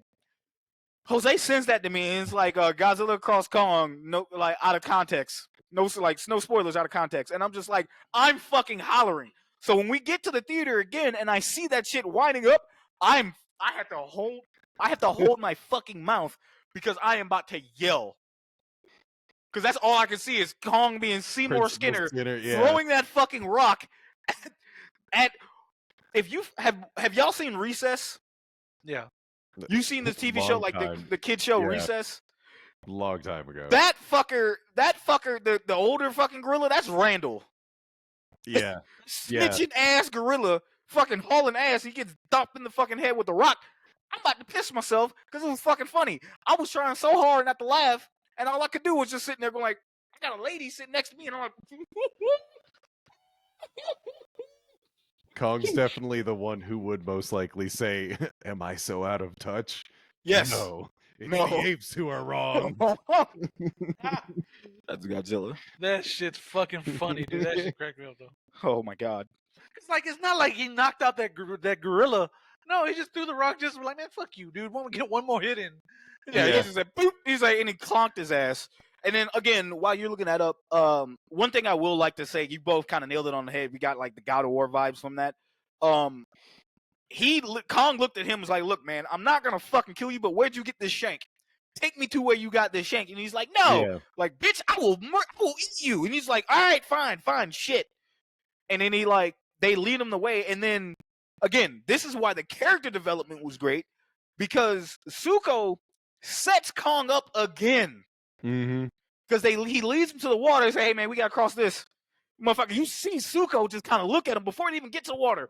Like fake plane in He's the water. like, he's looking. He looked at Kong once, and then they got to the water, and he was like, "I got an idea." He's like, "Yeah, we just gotta cross this. It's fine. Everything's fine." It's like you just said, he's playing the water, la la la la la la la la, and then starts sipping the water, and he's like, "Hey, my boy, you're doing that too good, Shagley." He told me. Slurping. slurping, burping, brother. Slurping and burping. Oh no. And fucking Kong's like looking at him, not already trusted him, and then just get in the water and just cleans himself off. As you notice, Zuko's like got way the fuck far from where Kong was, and then he just starts seeing something in the water, and he's like, "Oh shit, He's like, "Oh no, something's coming." And Kong turns around, and it's like a fucking giant serpent thing that he's beaten up several different times in fucking Skull Island. And then Zuko's fucking hightailing out. He's like, "I got rid of him. I ain't got to worry about shit." And then this motherfucker, with the accuracy of Thomas Brady, throws that fucking axe right in front of Zuko. Zuko trips. And he's like, "What the fuck?" He turns around. He fucking Kong Keats, the fucking head of the serpent. The eye pops out. Zuko's like, "Huh? What the fuck?" And Kong's got like, Kong grabs his axe and has like meat and just like, "Yo, come on, let's go." It's like, thanks for the snack. huh? Yeah, because next scene is just them eating. Yeah, and they just bonding. Zuko don't trust him because he come from a broken home where you get his ass whooped. Yeah, his daddy beats his ass. So he's like, "Oh." Yeah, my dad's always drunk and slaps me around, and I'm like, "Yeah, no, I'm not doing any of that. I mean, I already did that once, but I'm not gonna do it again." And then, eventually you're led To the cave. to the cave. Scar King. We get Scar King's lair because like we find out the story, what happens and how they're there, but we get to Scar King, and that's when we get him. And like I said, that motherfucker commanded everything. Like he literally stepped on that fucking screen and was like, "Ha!" Looked at Kong, sized him up, looked at that, touches Kong's lip and looked at that motherfucker's tooth, started calling, "Look at this bitch. He ain't even a real ape. This motherfucker don't even have his teeth. This motherfucker's eating beans." Eating beans. This motherfucker eating beans. God. No, I like that because when you first see it, it's like they are almost about the same height. Scar King is, a couple of feet shorter. But yeah, I thought he was just gonna point at Kong.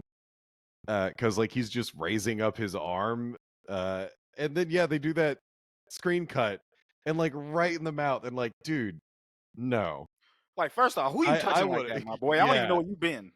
Like, if I were Kong, just backhanded right there. Oh, I would have smacked. With the guard. We forgot with the guard. Yeah. The guard steps up. The guard, like one ape, because all these apes are in there and are in that fucking capture, and like they're pretty much slaves to Scar King's whim. Like they're just trying to get out. One ape gets falls because they couldn't pick up a rock, and one of the guards smacks the shit out of him. Kong gets pissed seeing this because he's like, "Hey, you shouldn't treat fucking other apes like this." Fucking throws down his axe, helps the other ape up. The fucking guard steps up, cusses Kong out in what I am assuming is only monkey dialect, and Kong just looks at him, rolls his eyes, and just clocks that motherfucker. He just sleep with his eyes open. Night. Snoring. Oh my god, yeah. I love that because that's another like kind of kids scene where it's Yeah. just the ape screaming and spitting right into the camera, and then you just see the fist flying in. Just knock his ass smooth out. And then that's when, like I said, Randall, that fucking old ass looking ape, comes up, fucking sees Kong and goes snitch on that motherfucker. The Scar No, King. it's not him. Yeah, it is. No, it's the other one. There's two bald-headed apes. One is, I guess, that one's dad. He was down there. His daddy wasn't there getting his ass Or whooped. which one gets pushed into the lava? That's the daddy.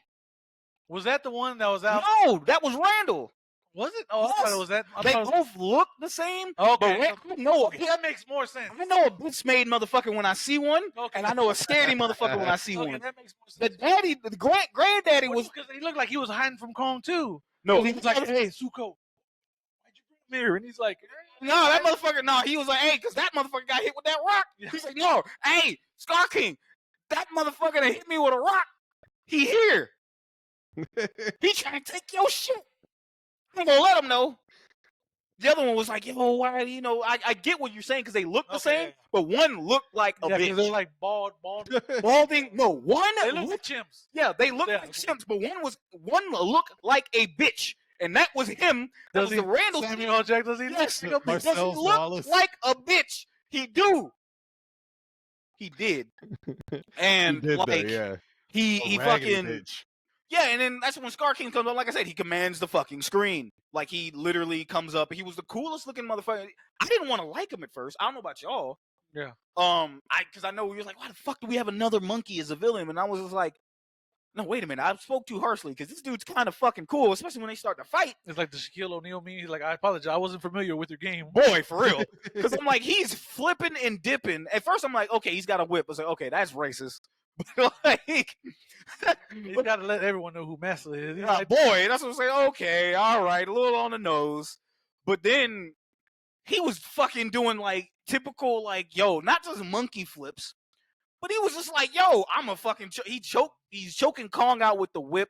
He's fucking dodging his fucking, like, he's dodging his hands. Like drunken axe boxing. grabbing, just by flipping. And I'm like, yo.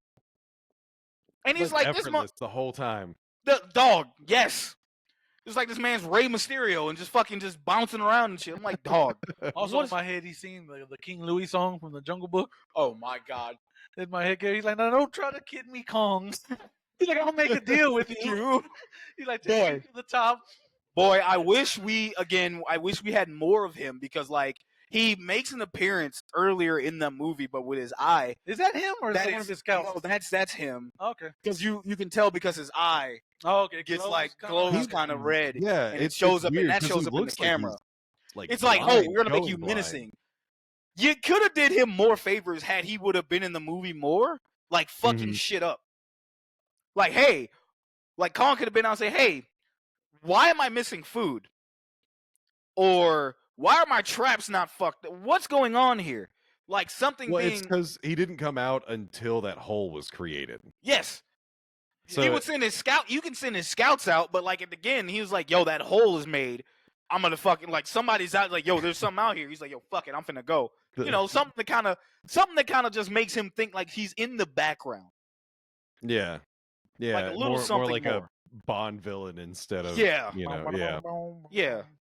Go ahead, bro. All right, let's see where we're at now. So he meets the king and then Shimo. They fight. God damn, this shit is so out of order, but oh well, we'll just keep going. Andrews and Gia, along with veterinarian Trapper and conspiracy podcaster Bernie Hayes, travel to Hollow Earth to locate the source of the signal and find the Marnock outpost destroyed. As the group ventures forward, they discover a temple which leads them to an uncharted subterranean section that houses surviving members of the Iwi tribe, who communicate telepathically among each other. Inspecting some ruins, they surmise that a signal was the telepathic distress call sent by the Iwi. I'm just going to go ahead and read the next one because go ahead, because that. While observing Gia socializing with the Iwi, Andrews voices her fears to Trapper that Gia may choose to stay with her people and that Andrews would have to accept it. Inside a temple, Andrews uncovers hieroglyphics displaying the past and future. The Scar King once attempted to conquer the surface, and waged war against Godzilla's species. Okay, they really only say Godzilla, but whatever. However, Godzilla trapped him and his tribe deep within the hollow earth. It also illustrates that Gia would be the key to reawakening Mothra. Hey, sensing Gia, Kong locates the temple and is fitted by Trapper with a prototype armored glove. I don't know why that word blended in together. Armored glove to treat his frostbitten arm. What do we want to cover there? Because there's some stuff to unpack, but I don't think a lot of So it's. I think for like the Godzilla fans, and I mentioned this to Jose, Mhm. when we get introduced to like this underworld, or to the Iwi's world, I was kind of immediately given Seatopia vibes in Godzilla vs. Megalon, Okay. which you never really see much of Seatopia No. because they didn't really have the budget for anything. Yeah. But Seatopia is mostly, there's a lot of like weird lighting and stuff that happens. And that's one of the things is like with all the crystals, these people have very weird lights that are hitting them. So between that and being like under the underground, this, forgotten, uh, 24 people who still live here, Yeah. very big Seatopia vibes. Now with that, Corey, would it have been cooler if Scar King controlled Megalon instead of making Shimu? Dude, yes. I'm going to just say that off rip. Yeah, I think that would be like, I get where Shimu's design comes from, because again, like I said, it's kind of like this Legendary's version of Anguirus. Yeah. But what a Then I feel wild, like, okay, they were like, we got to have an evil Kong and we got to have an evil Godzilla in this movie. Yeah, that's what I didn't want, but Yeah. I get it. but maybe, I don't know, it's one of those things that like maybe in the next film, they can introduce like the Megalon type thing. Yeah, maybe there's like there's another tribe. Oh, those people aren't so nice. Yeah, they're mad. Yeah. What was I going to say? Like, how did you guys feel? So one thing I've noticed, one thing that I found out, and I think we talked about it earlier, Jose, and you probably know about it, Corey. This originally wasn't supposed to be Mothra. This was supposed to be a new kaiju that was created just for this movie and just for this universe. But test audiences had saw this, fucking hated it, and then a year later they just said, "Fuck it, we're just gonna make it Mothra." It honestly makes more sense because Mothra's always getting revived. Yeah. Mhm. And in every movie, like if Mothra starts off as the moth form, she's almost guaranteed to die. Yeah. Like usually within the first few minutes, and then you get the larval form. But then if the movie starts off with the egg, that means that by the end it's the moth form. So it's like, yeah, this totally checks out. It's weird that they're kind of doing the Iwi tribe can summon her. But one of the things I sort of liked with their visuals is Gia's kind of like one half of the twins, the Shobijin That's why, twins. again, the comparison is Yeah. what I got there is because I was like, so wait a minute. You're saying this because she can bring up fucking Mothra. She didn't know who fucking Mothra was. Like, I get it makes more sense the fact that it was supposed to be a different kaiju.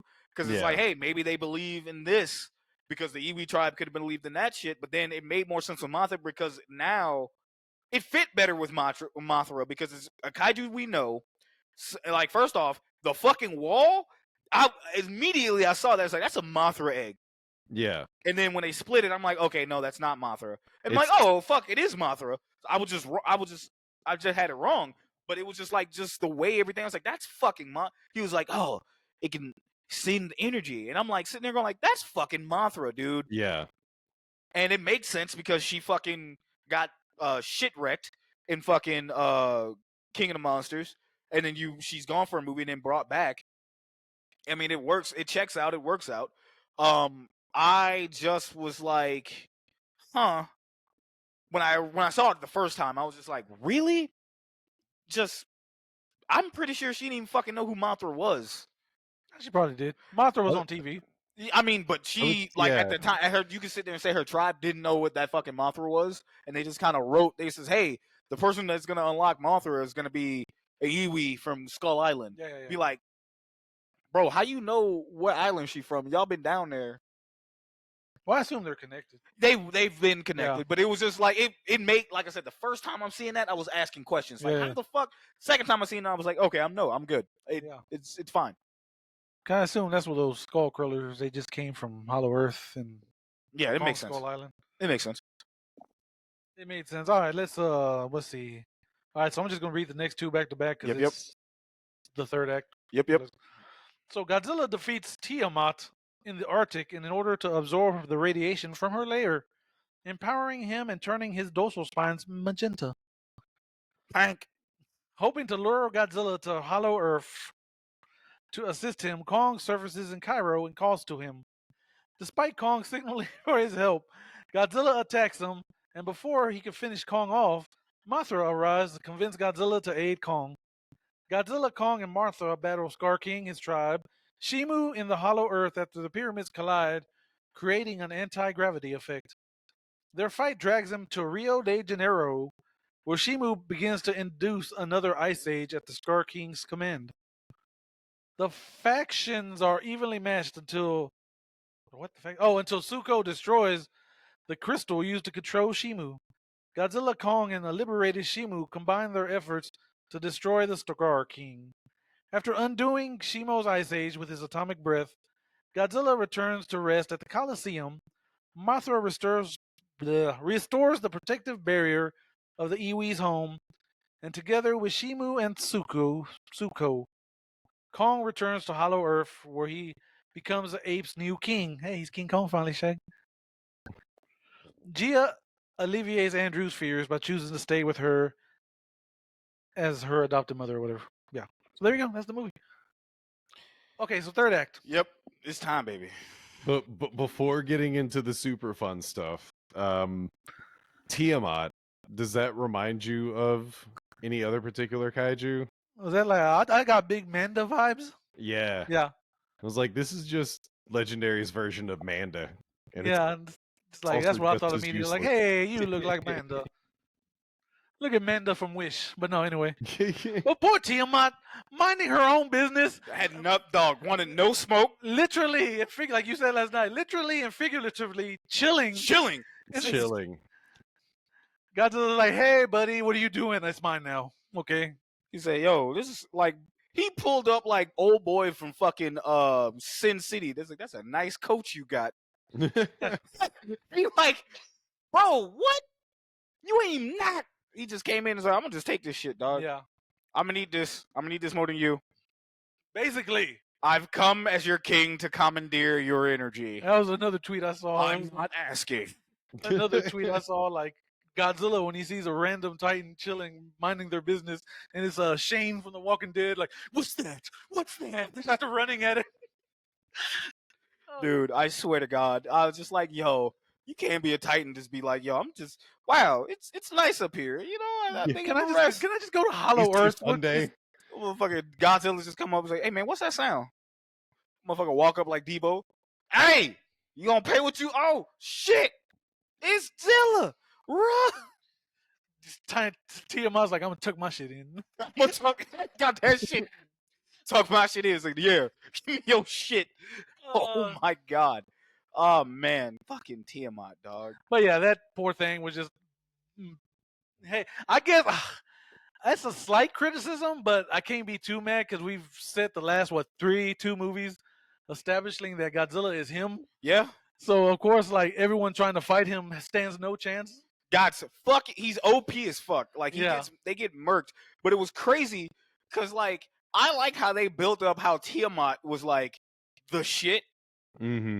Like it was like, yeah, it's very fucking violent. They have very territorial. Can do this. Gets wiped out less than 2 minutes. It's like a destroyer Titan. It's a destroyer Titan. It's not about its shit. It will fuck you up. It has a lot of radiation, and not even 2 minutes gets fucked up. And I'm just like, well, like we need to drop her down on the tier list. A destroyer Titan. Godzilla was like, "Trust me, that would have been a problem later. You're welcome." He's like, okay? are you sure about that? Because like it was just mine. It was literally not bothering Like no anyone. one's going to the Arctic, Godzilla. Like, he's like, no, it was going to be a problem. I handled it. You're welcome. Like, you're welcome. But yeah, so that happens. Godzilla absorbs because they talk about this like in the middle of like some type of like magnetic thing, like yeah, because so it absorbs the most solar yeah. energy. Yeah, it gets like it has the most. It pulls the most energy because of where it's at. Yeah, I forgot what it was. Like what it was called, but like they get that much energy Like because solar of where flares it's at. and stuff all hit. Yeah, like in that wind spot, and some so, like all the fucking energy yeah. pulling from like the earth, like from the bottom of the earth to the top, and just like kind of melts in the middle. It's like they get all of that, and it's just like, hey, again, building her to be a badass. Yeah. Gets jobbed out in like 2 minutes, less than that. Yep.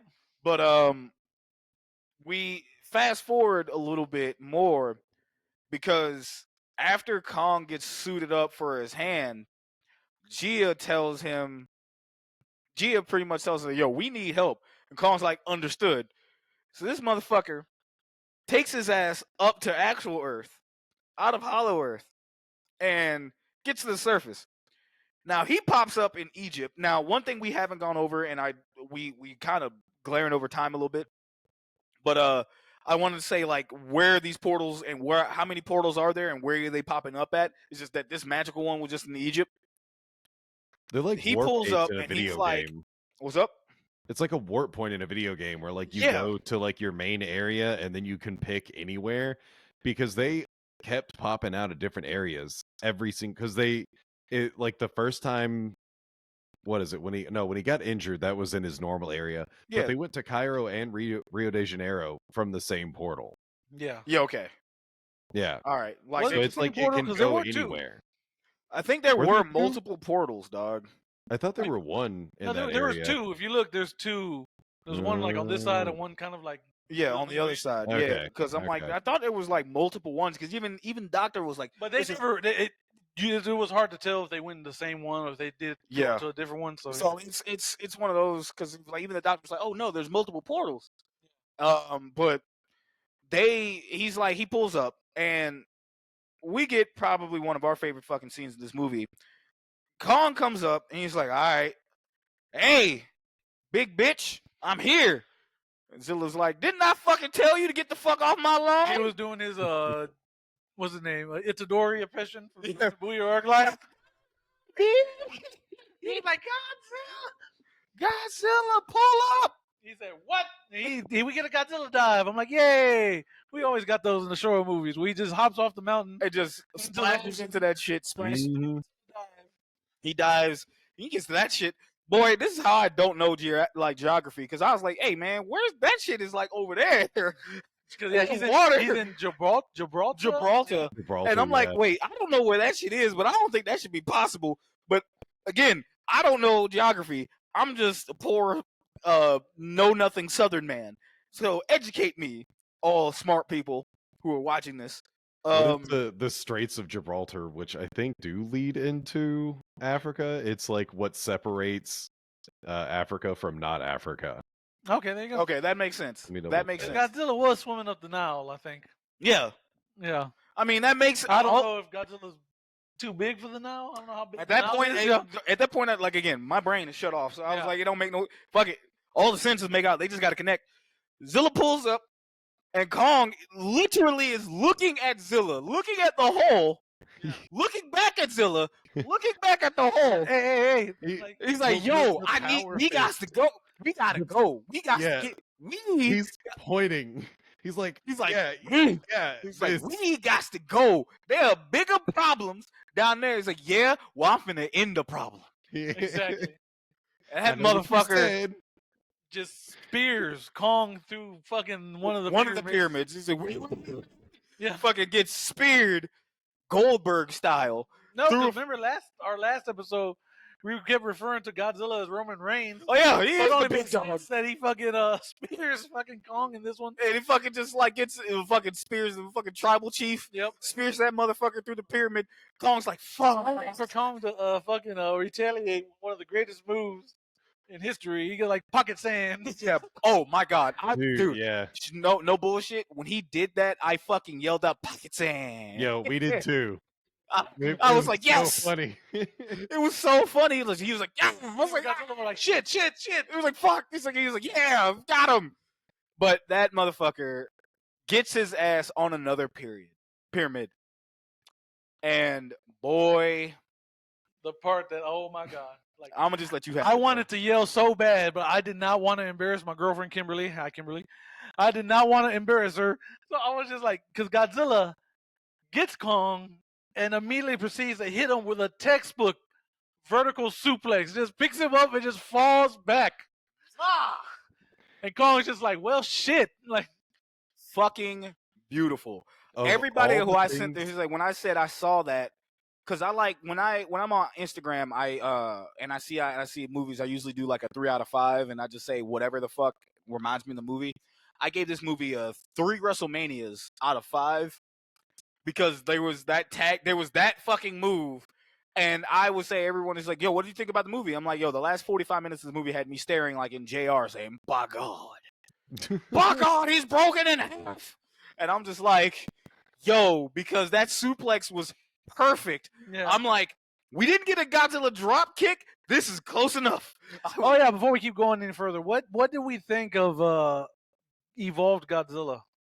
What do we think of his design? I guess. I think it was cool. I think the spikes were neat because they're Yeah. also they're like trans-opaque. It looks like you can see inside of them, Yeah. which is sort of disgusting when they show them up close because they almost seem vascular. Yeah. But yeah, and I liked it. I like how Godzilla has slimmed out because this is a very Heisei evolution. Yeah. Like chubby Godzilla from 2014 is not going to be taking on like the greatest threats the Earth has ever seen. So the one that's like slimmed down, it's kind of an odd design because he's a little top heavy now. Right. But you know, I love the fuchsia. Yeah. Like I don't care. You know, a lot of people got upset about that, but it's like, why? Like, just do something, do anything different, like make it unique, and they really did. Yeah, and I loved it. I was like, when I first saw it, I was really like, he's so fucking cool. Look at him. I was like, oh, but yeah, I had no problem with him. I too do not have a problem with bad bitch Godzilla. Mhm. And his pank. Breast cancer awareness Godzilla. Yes. And Barbenheimer Godzilla. Yes. That's all. That's exactly what that was. My man saw sees the Barbie movie one time and was like, yes, I too am kin enough. Hello, Barbie. I am kin enough. It was like just screonks, like, and that's just hello Barbie, all that shit. Like I'm telling you, like I was fine with that. And again, we get to that point, and these two are fighting. I do like how Kong got his fucking power glove, starts to like gets mount on Godzilla and just starts punching the shit out of him. He's like, chill the fuck out. Yeah. Hits this motherfucker with an electric hit and just proceeds to just drag this motherfucker to the hole. Like, God damn it, we going down there regardless. If I gotta drag your bitch ass. And Zilla wakes up and is like, nah, we ain't having this. I ain't going out like this. You just hear the charge up. We hear the charge up, and King Kong's like, Kong's like, what the fuck is that? Kong's like, oh shit. She's like, and he does. I don't know if you ever fucking played like any Demon Souls or Soulsborne game, but he did the fucking fat roll from that fucking series. And you're like, motherfucker's like, I'm encumbered. I can't fucking roll it. I can't roll any further. And like, but then like, thankfully, as because Godzilla's about to end the fucking Kong shit, dead to rights. Mothra comes up and talks sense to that motherfucker. And you told me about the fucking one meme that you said. Yeah, there was one meme. I didn't retweet it because I knew you hadn't seen the movie yet, Corey, so I didn't want you to accidentally see it. But it was Godzilla was looking at Kong. He's like, no, we're looking at Mothra like, oh, you're as beautiful as the day I lost you. And it cuts over to Mothra. It's like, you fucking idiot. What have you been doing? Why are you so mean to this monkey? He needs your help. Dude, my first reaction, like, because you know Godzilla's angry face and like pink eyed, and then when Mothra, you know, shouts, he looks over and it's like normalized, and you see everything adjusting. And in my mind, It's like Godzilla's first thing is, I would fuck the shit out of you. He's like, oh, Like, he says, God, I I put need my 2 dick in minutes. that. He's like, just let me tap that one time. It's like it's been too long. It's been too long. Man, and then she gets it together. Jay's like, hey, help the monkey. He's like, all right. And these people, like, because she brings out Gia too. Yeah, and Gia's like like, these people need your help, Godzilla. and he's like, all right, word. It's like, Kong, come on, we must go. Kong's like, bitch, I've been trying to tell you for like 2 minutes. To go. This motherfucker hit me about shit. Yeah. I could have lost my tooth. Again. But they get down there, and Scar King and Shimu are already fucking already shit up. there, yeah. Because you got that fucking shit, like, was epic fucking shit with, like, Scar King's, like, riding Shimu, like, yes, I am king shit. Like, yeah, motherfucker. You know, you just riding that shit. And then, not gonna hold you. I even told Jose this. I said, my first time I seen this movie, when Kong and Godzilla pulled up together, the first music that I heard in my head was like the Avengers theme song. Like dun, dun, dun, dun. But then after I saw the wrestling move, that changed, because that just turned into I Am a Real American.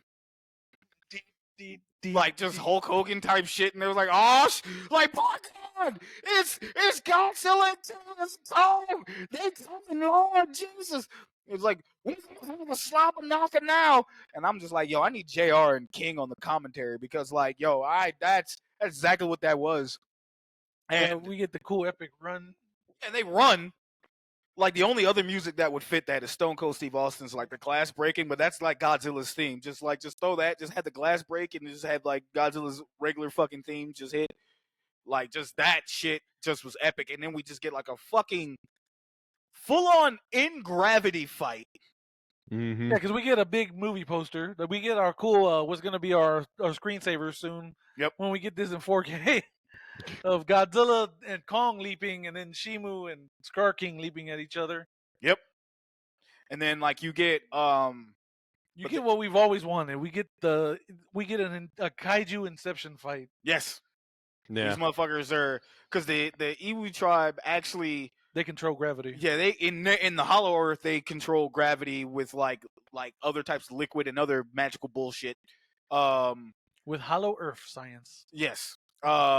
Just they put that shit together, and they're like, hey, we do this because what'll happen is it will cause zero gravity, which no one can reach those portals, but you only have a few minutes before everything comes falling down, and then somebody's gonna go fucking with those portals.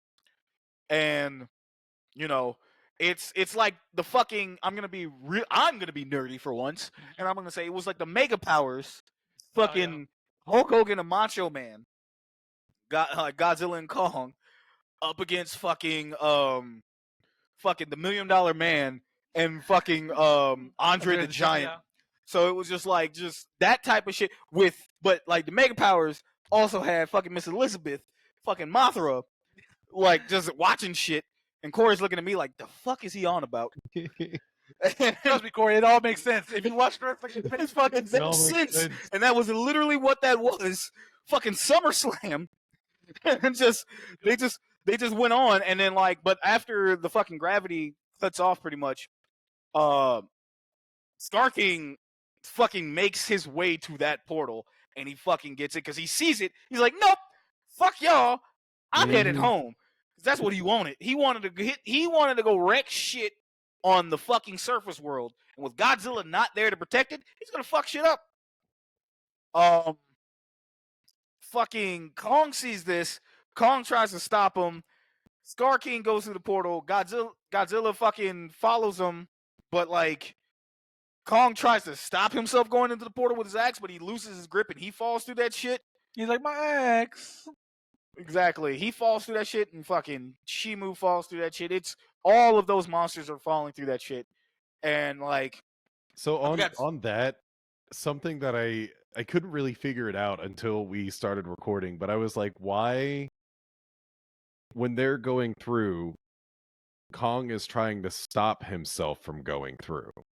He's not attached to anything. And I was like, why is he doing that? But then it hit me. It's like, no, that's not his problem anymore.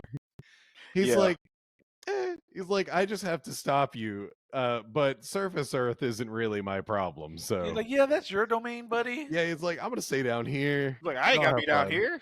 Yeah.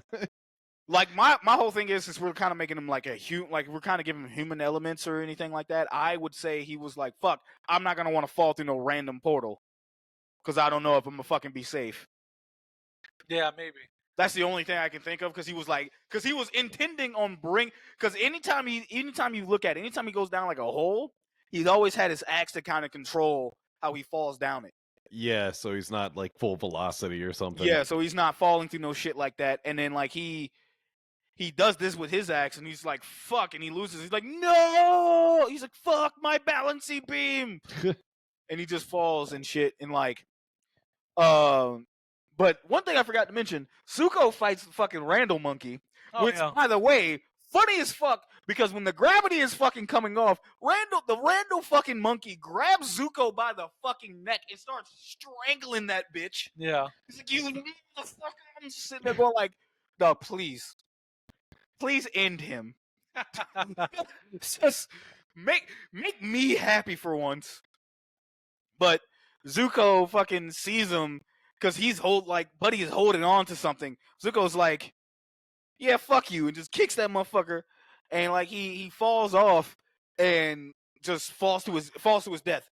But then like when all four of the big fucking monsters fall through the portal, Zuko's like, all right, I know what to do now. He fucking takes the axe and falls through that shit with the axe so they can so Kong can have his fucking weapon. Yeah.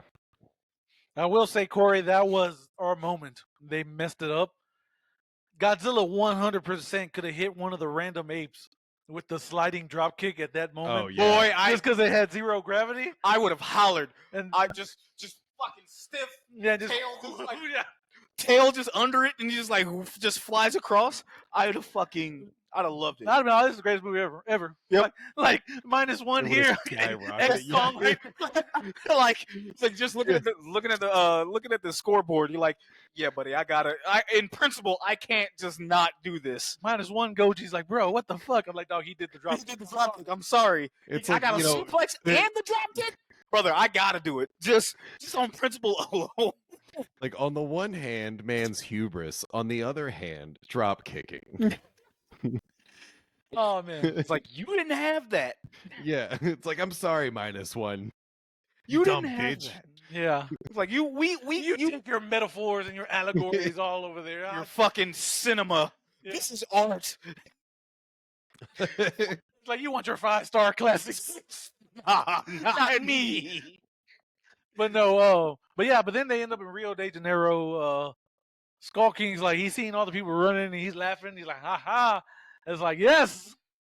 He's commanding goddamn it, Shimu. Yeah. They're like, hey, start freezing shit. Come on. Grab this shit up. Also, I like the callback. When Kong sees that motherfucker, he hits him and he spits his tooth out. And he goes, and Kong's laughing at that motherfucker, like, yeah, not so funny now, is it, bitch? Yeah, because I can only assume Scar King's waxing poetic in fucking monkey language. Yes. Just like, aha, now I will rule, blah, blah, then bing. Motherfucker, yeah, he's just sitting there like, yes, I will cause hell on earth by freezing it. Something fucking epic. And then fucking starts laughing and Kong just decks that motherfucker. Ooh, ah, bitch, unga bunga. Bam! Yeah. And just hits that motherfucker. You can be like, wait. Two falls out, then, yeah, we get and then we get that fucking callback. And again, that whole fight scene was actually pretty dope to me because everybody was teaming up. Everybody got their shit in, pretty much, right? Oh yeah. Hell, even when Shimu and fucking Scar King fucking tag teamed up on Kong, while Zilla was out doing fuck all. I forgot what Zilla was doing. What I forgot, was he knocked out? He wasn't knocked out. No, yeah. like what in the finishing move, after they'd cracked the like crystal or whatever. Oh, blasted him. Yeah. No, that was before the crystal got blasted. Like I think they were, drop a building on him, don't they? it probably was a building because like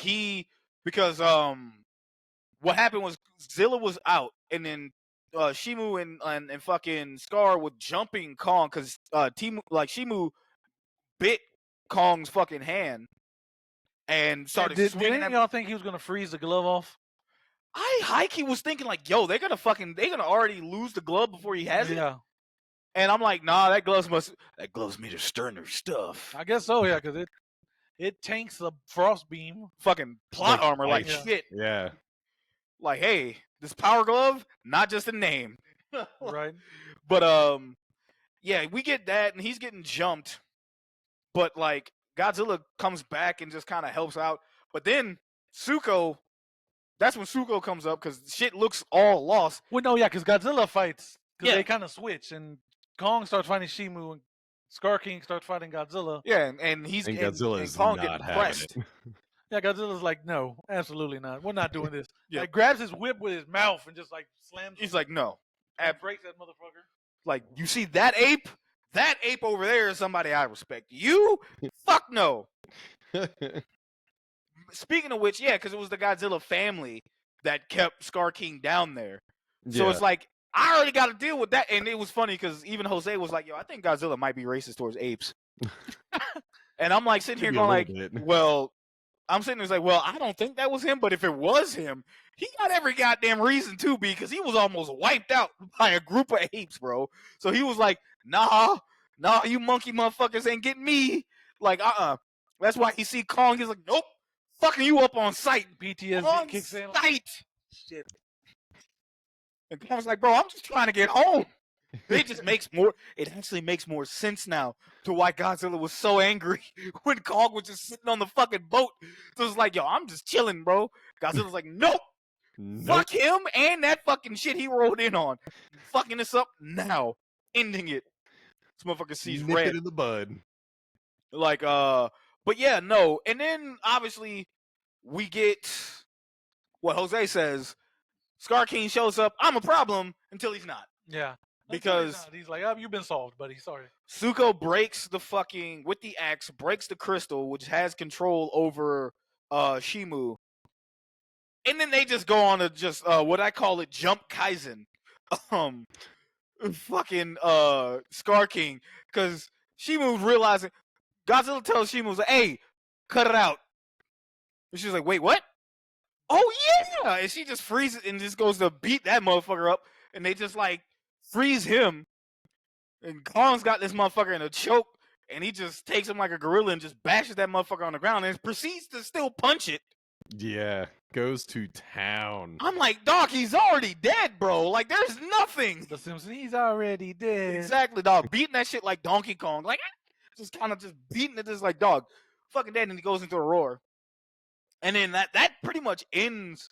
Yeah, Godzilla shoots the sky because Shimu turned into ice too, I guess. Yeah, no, because she shot it. She shot up because the atmosphere. She created an ice storm. So, like a really cool like callback because every time you see Scar King's eyes, there's always like the reflectiveness to them. Yeah, like everyone else has straight up black pupils, but the Scar King's always reflective, and it's similar to like nocturnal creatures or like cat eyes outside.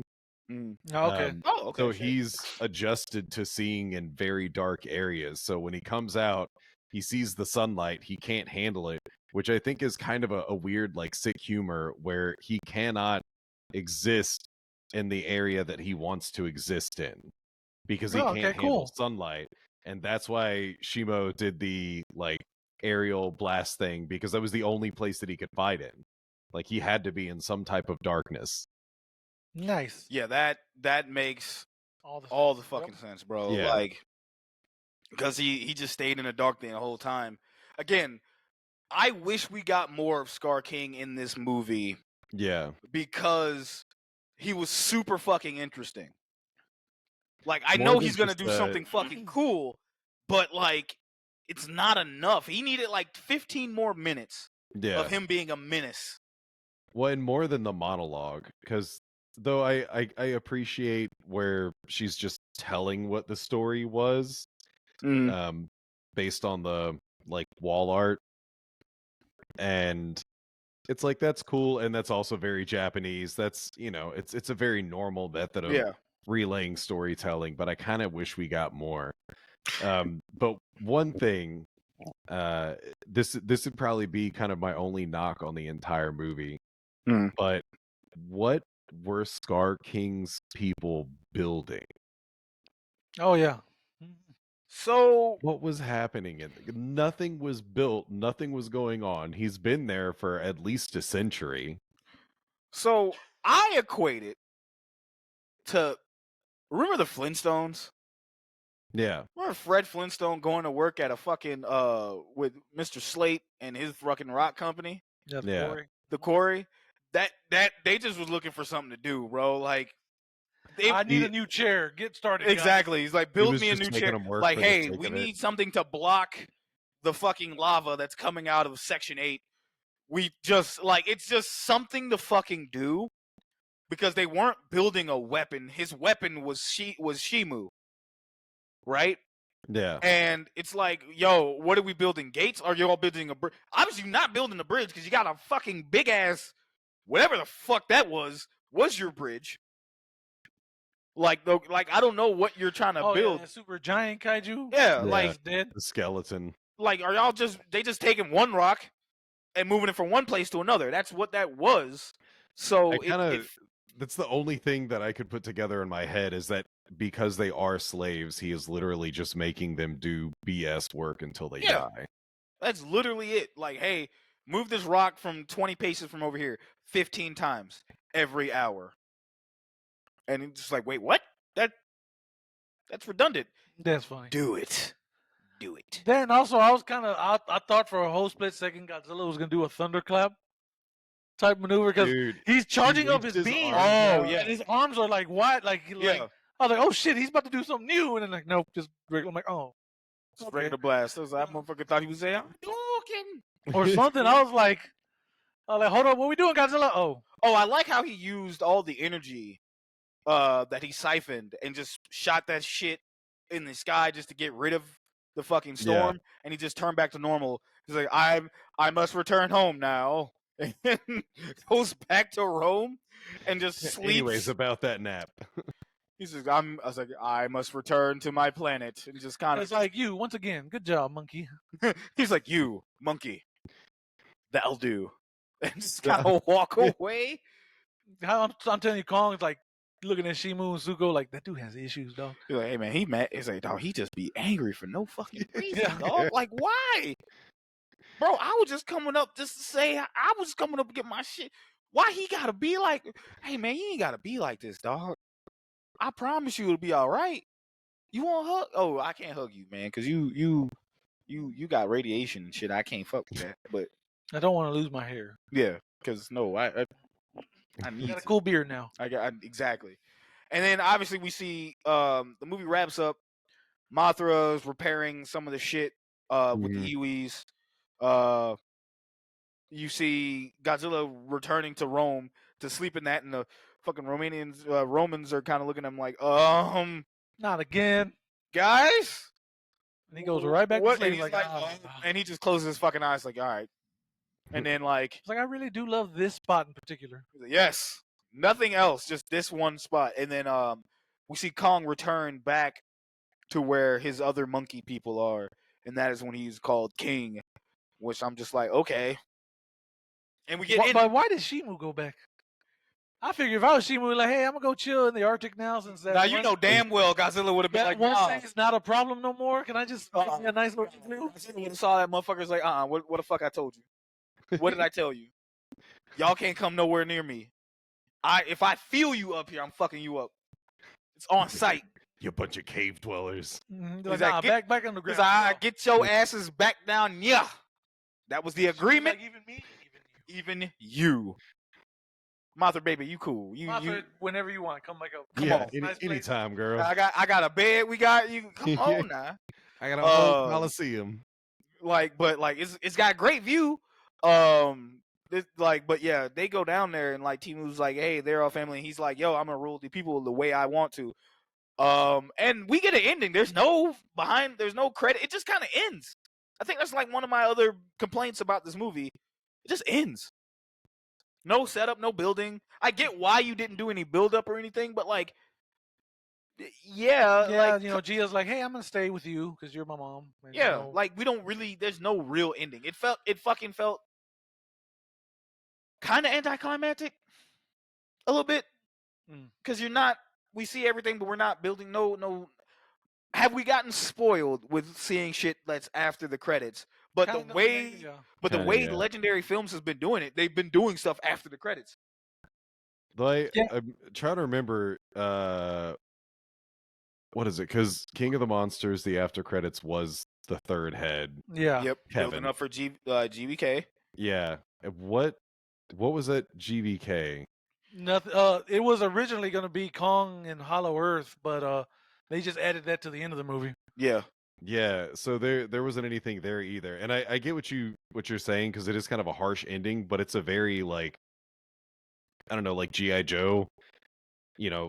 Saturday morning cartoon ending where it's like, Yeah. and the villain was beat, and then the end credits roll. Yeah, there's like, it's just like it just ends and just like, Yeah. yo, what?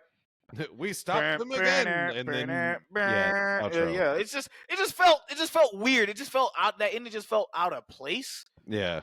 Because I was like, damn, y'all just kind of rushed this, huh? Like, all right, whatever. It's just like you had me at the 45 minutes and then you just do this. All right, cool. Yeah. It was all right, man. But like that was, ladies and gentlemen, that was Godzilla Cross Kong, the New Empire. Thank you all for sticking around as long as this is. I'm thinking we probably split this up into 2 parts. No, we won't. No, we won't. He's like, no, I'm throwing all this shit I'm out throwing there. all this shit together. I'm not. How dare you try to give me You that asked this again? man to edit? No. Well, people, Are we doing a villain? Yes, we are. Yes, we are. Corey, you finally get to be a part of this. Hey. Ladies and gentlemen, we here at Cinema Villains love to watch and review the movies, but we also review the villain of said movies, and we judge them by 3 categories, and those categories are the motive. The motive. Yeah, I was like, do I do it? Does The he do motive. it? I was in my own little world. Okay. The drip. The drill. And the threat level. Threat level. Mr. Corey. We're only going to be focusing on Scar King because Shimu was literally just a slave. We can't do that to her. That's not fair. What are you giving Scar King with his motive? 1 out of 5. 5 being the highest, 1 being the lowest. I'd say, like, I don't know, maybe like a 3 out of 5 for motive. Because it's just all he wants to do. Oh god, maybe like a 2 out of 5. Literally all he wants to do is go to the surface. He's never been there, so he doesn't know what he's going to do when he gets there. He just wants to go. I'm like a dog. I don't know what I'll get with my hand when I get my hands on it. So you saying like you're gonna give it a 2? Or Yeah, I don't 2.5? think the motive is very strong. He literally just wants to go somewhere. It's like a weeb wanting to go to Japan because of anime. Exactly. I have no idea when I get here. There's no subtitles here. I'm gonna go to Shibuya. I'm gonna go to Shibuya, guys. This is where that one thing happened. Yeah. Jose, what are you giving it? We'll see. So what did he do? He desired man's red fire, so he could be like you. Oh my god. I'm sorry, I just can't help it. King Louis. King Louis, Shaq. I'll never forget when I showed Kimberly the fucking trailer to this movie. She was like, "What's up with that orangutan?" And I'm like, "I don't know. I guess he's the main bad guy." And she immediately sends me that clip of Kevin Hart from his stand-up, where he's like, "Orangutan, really, really, really." But yeah, I'll give him like a 2.5 because it's like you say, he just wants to go up and rule more, I guess. Because I'm like, dude, you're already like the king of your little domain. What more could you want? Wasted. Like, you know, like what made you think you were going to get past Godzilla? Because they fucked him up originally. And what would you have done if he lost to Ghidorah? You're like, hey, we're finally up here. Oh shit! He'd be like, I didn't know about that one. Hey, let's go back down. Motherfucker just be like, yeah. He just close that little through. He's just like, just zips that some bitch up. He's like, yeah, nah, y'all got it. I was going to give it a 3, but I'm thinking I'm going to give it a 2.5 as well, only because it could have been more fleshed out. Yeah. He was upset because Godzilla forced that motherfucker to live down there against his will. So he was like, "Fuck, okay." Godzilla said jail. He's like, "Yeah." He's like, "All you Rachel Jail. monkeys, Yeah. all of you bitches are staying down here." And he's just like, "No, fuck that. I'm gonna come to your shit. I'm gonna fuck your shit up." But I mean, we didn't get enough of that. Like again, if we'd have gotten maybe an animated version of the story, or like or even a CGI shit of like what happened, I think it would have given Scar King a little bit more chutzpah in that department. But yeah, I'm giving it a 2.5. So I guess it's all twos around. All two, like, well, you gave it a 2. You gave it 2.5. I gave it 2.5. All right. And the drip, or in this case, the monster design. Corey, how'd you feel about his design overall? I'd put him at like a 4. Yeah, I- yeah, He hell was yeah. really cool for something that was super basic. I think they kind of maxed out what they could do with basically nothing. Yeah. Like, he doesn't Okay. have Wait, clothes. He doesn't have shoulder pads. Like he didn't. He just. But he has a whip. Yep. And swagger. Jose, how you feeling? Yeah, I'm giving him a 4 too, because it's like, hey, how can we do a King Kong orangutan? And I think they did it right. Yeah, I want to And give. part of his drip, I will add his swagger and his presence as his drip, and that was great. I will.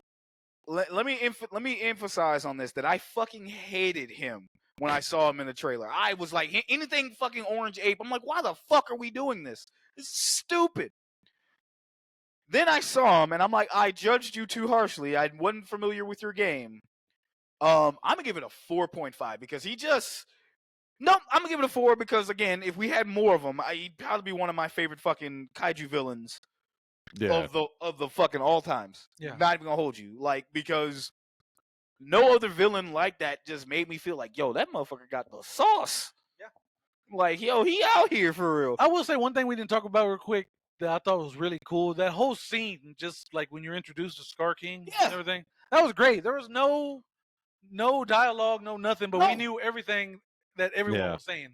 Yeah, So like cool. that whole fucking thing, like, yo, there he is, and then like just that's how great that shit was. Like, it's crazy when your best actors are fucking CGI primates. Yeah. I will say this because y'all are the two Godzilla people. Y'all are Godzilla folks. Has anyone had like an introduction like that just felt like, oh fuck, okay, like on that level? That you're like Mecha Godzilla You say Mecha and King, I guess King Ghidorah, because And like King you say, he Ghidorah? pops up. You're like, what the hell is that? Like, Yeah. Like, what I feel- about you, Corey? You with that same thing? I think Mechagodzilla has a pretty good introduction because he's dressed as Godzilla and like breaks Angus's jaw. It's like the beginning of the movie is he rips open, or overextends Angus's jaw, and then you realize that it's not actually Godzilla. But I do think this is still like the best one because even Ghidorah, it's like, oh, I guess he comes in flashy. You know what? Monster X from Final Wars. okay, yeah. No, yeah. Because 100%. he comes in with that, he's doing like the crucifix pose. Yeah. And just like levitates floating down. Yeah. Okay, Like, all right, very fuck nice. is that? But nothing really has a whole lot of screen presence like Scar King. Because it's like then they go into fighting, but then screen presence is like Scar King, it's so slow and drawn out. He leaves his fucking like, because you see him in the background chilling on his throne like Shao Kahn, and like he leaves his throne, and it's just like his roar sounds like Godzilla, which you hear that roar in the beginning, not the beginning, but you like when Kong is like hearing the fucking roar, and we see the little fucking lizard echoing echoing the roar, and like that's fucking Scar King. That's his roar. And he's fucking going out like he's stepping up like, yo. Like he's like, what up though? Like he just steps up and he commands that shit. Right? Yeah. And I was like, damn. Like I fucking hated him. I wanted to hate him. Like, this is a waste of fucking space. No, this motherfucker pulled up. I was like, yo, this dude kind of cool. Like, I wish we got more of him. Like, what the fuck? Like, why? Yeah. And finally, his threat level. Threat level. I I don't know. I don't think his threat level's all that high. He kind of makes me think of I don't know. What shit, I'm trying to think of one of the characters from like Mortal Kombat. I give him I'll help you out. I give him a 3.5 here because again, because I watch a lot, obviously I watch a lot of wrestling. Yeah. He is what you call a like conniving, sniveling, cowardly heel, right? Bad guy who like without his fucking like weapons or like his backup, he's gonna get his ass whooped. Yeah. You want to see him get his ass whooped, right? He's like ducking Yeah. the smoke. However, like I said, if he had more screen time to build that to be like an actual fucking threat, because they're telling you like, yo, him and his people almost got Godzilla the fuck out of here, right? Do Mhm. you see that with him? No. Yeah. It's you never see any of that. It's like he's good at what he does, but he hasn't been in the game in a long time. Yep. Like shit changed. Yeah, I guess it'd be like, Rocky down the line. So why this motherfucker pink? Yeah, I think 3.5 is solid because he is a threat, and I mean, I guess technically Shimo and an army are part of his threat because it is a package deal. But because it's not just him, I can't give it a full 5. No, I can't. I wasn't gonna give him Yeah. a 5. He could have gotten a 5 if he had 15 more minutes, just to And kind if of he build up wasn't on how much of a dickhead he was. Yeah. Well, and if I feel like if he could have held his own better, because there were those couple of times at the end where he's like panicking. Yeah, because he lost his weapon. Well, even before like losing the crystal, where it's like, oh shit, I'm about to get the best of me, and he's just like constantly pointing the crystal around. Yeah. There were like a couple of scenes where he's like, oh shit, over here, oh shit, over here. Yeah, because he's like, yo, again, that goes back to what you were saying earlier. He's like, I don't know what to do with my hands now that I actually got up here. You know what I'm Yeah. saying? Like, oh fuck, yeah, over there, fuck it, just do Yeah. it. Blah. But yeah, I can't in good faith give him any higher than like a 3.5, only because like I know they mentioned he was a problem, and I could kind of see it because he went toe to toe with King Kong, and he kind of boxed Kong up a little bit. Yeah. He had to cheat to win, but like he boxed Kong up a little bit. Yeah, Oh, but you know what? yeah, because what happened? Go It ahead. was Valdo. That's what I was thinking. Valdo The from way that fucking he moves, Soul it's like Calibur? someone who's really good at Valdo, but you don't really know how to deal with someone who's good with Valdo. That's all I could think, because he's like rolling around and like doing all this dumb shit, and it's Yeah. like, God damn it! Like, This how just do I makes me fucking think. counter this? Yeah, Yeah, I feel that. What you giving him, Jose? Yeah, I'll give him 3.5 as well. Because like you said, he's on his own. He ain't shit. Because hell, even in the first fight, Kong was about to get the upper hand. Yeah. But like his bodyguards pulled up. He's like, no, I got something for him. No, I got his ass. He won't play around. All right, oh, you son of a bitch. Yeah. So let her out. He's like, King Kong don't got shit on me. Exactly. Shimu. Shimu was like, God damn it, what now? Motherfucker just pulls up. Yeah. Solo. Yeah, exactly. Yep. That's what that is. But yeah, so yeah, 3.5, 3.5. So like, so it's pretty much we got 2s across the board for his motivation. We got pretty much all the same for design at a 4, and then we did. Corey, 2, you 4, gave and him a 3.5. 3.5. I gave him 2, 4, and 3.5. Okay, yeah. So that's aggregate. Do the math. Yeah, do the math. Aggregate 3.888 something. I don't fucking know. I'm not good at math. I'm Floridian. You always do that. Like it's like Shaq. Why do you do that? No, fuck. Hey, no one's checked me on it. No one has. That's the funniest part. No one's checked me on like, it. Shaq, your math is way off. Like, hey, yeah, brother. Hey, I know. That's the joke. That's the fucking gag. Until you nerds tell me I'm not. But nah, man. Before we get out of here, Mr. Corey, can you, before we dip, what's your favorite Cinema Villain moment? It's gonna have to be the suplex. Suplex, okay. Like, nice. of everything that happened in the movie, that is in my head, I could totally see this movie having a suplex. Never in a million years could I have imagined it would be Godzilla. Yeah, exactly. Boy, yes. Yeah. Like the monkey beating was great, but like when you see Godzilla do that, because that was the Clean. drop kick. That's, it's the drop kick moment because it's like, Yes. no, this is stupid. This doesn't make any sense. His It's arms are not too even short. like, No, they yeah, grew. They got longer. Evolved Godzilla's arms are longer. Yeah.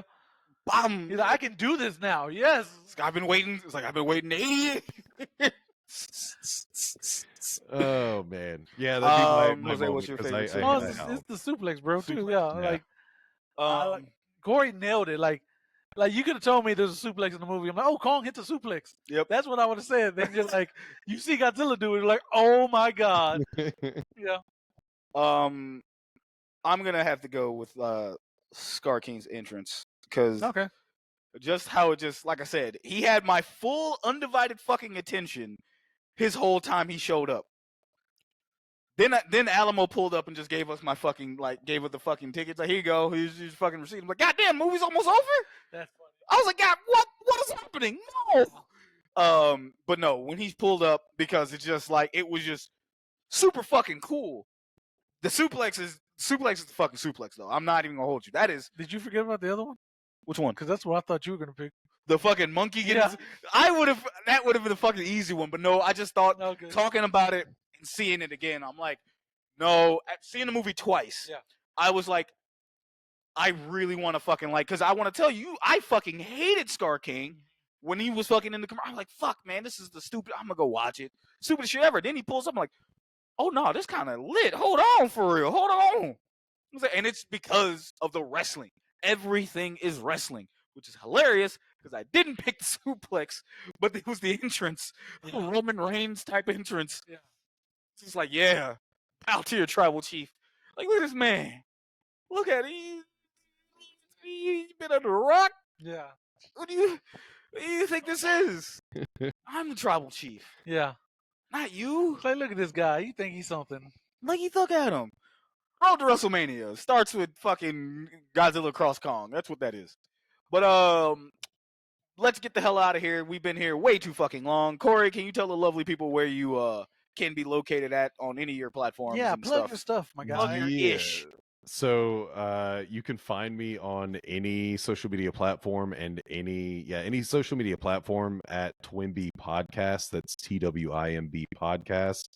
And then search for The World Is My Burrito on any podcatcher of your choice. I am everywhere: Apple, Spotify, Overcast, you name it. And then you have to search for me on YouTube because I don't have enough followers to get like the hard link yet, the dedicated link. Nice. So, but yeah, I post video on YouTube. I think the next thing I'm going to do, I'm probably going to try to utilize that a bit more. A lot of visual stuff. Yep, trust us. We're learning too. We are learning too. Oh boy. Yes, we are. I think we got it. I think we finally got it. I don't want to jinx it, but I think we finally got it. We're getting it. Because that first video, like, fuck, what the hell is all this shit? Drunk. And the second video is like, it looks a little blurry. Looks a little blurry. Third video kept going in and out of it. Like, God damn. But now we hopefully got it. I think we got it. I think we got it this time. I think we got it. Hopefully. Jesus Christ. We better. Let us pray. Let us. Well, folks, you can find us on the Twitters, because I'm not calling it X, at cinema_villains. You can also find us on Instagram at cinema_villains. Same thing with Threads. We're not. We're on Blue Sky still. I really should do something with that. We should. Yeah. You can click our links for all the merch and shit. We promise we're getting new merch when I get off my ass and design it. And other than that, thank you all for listening. Thank you YouTube. Thanks for your watching on YouTube. Yeah, thank you all for clicking and watching on YouTube. We appreciate y'all, man. Essentially, if you stuck around this entire time watching this and listening to it, you're a fucking trooper, because this bitch is over 2 hours of just nonsense. Yeah. So, like, talking about a movie you probably ain't fucking seen yet. So we thank you. We're going to let you go out of here. For Jose, for Corey, myself, thank you all. You want to hit him with the last bit? Yes, and as always, thank you very much. We love all of y'all. Please take care of yourselves. And we now all bid you adieu. Later.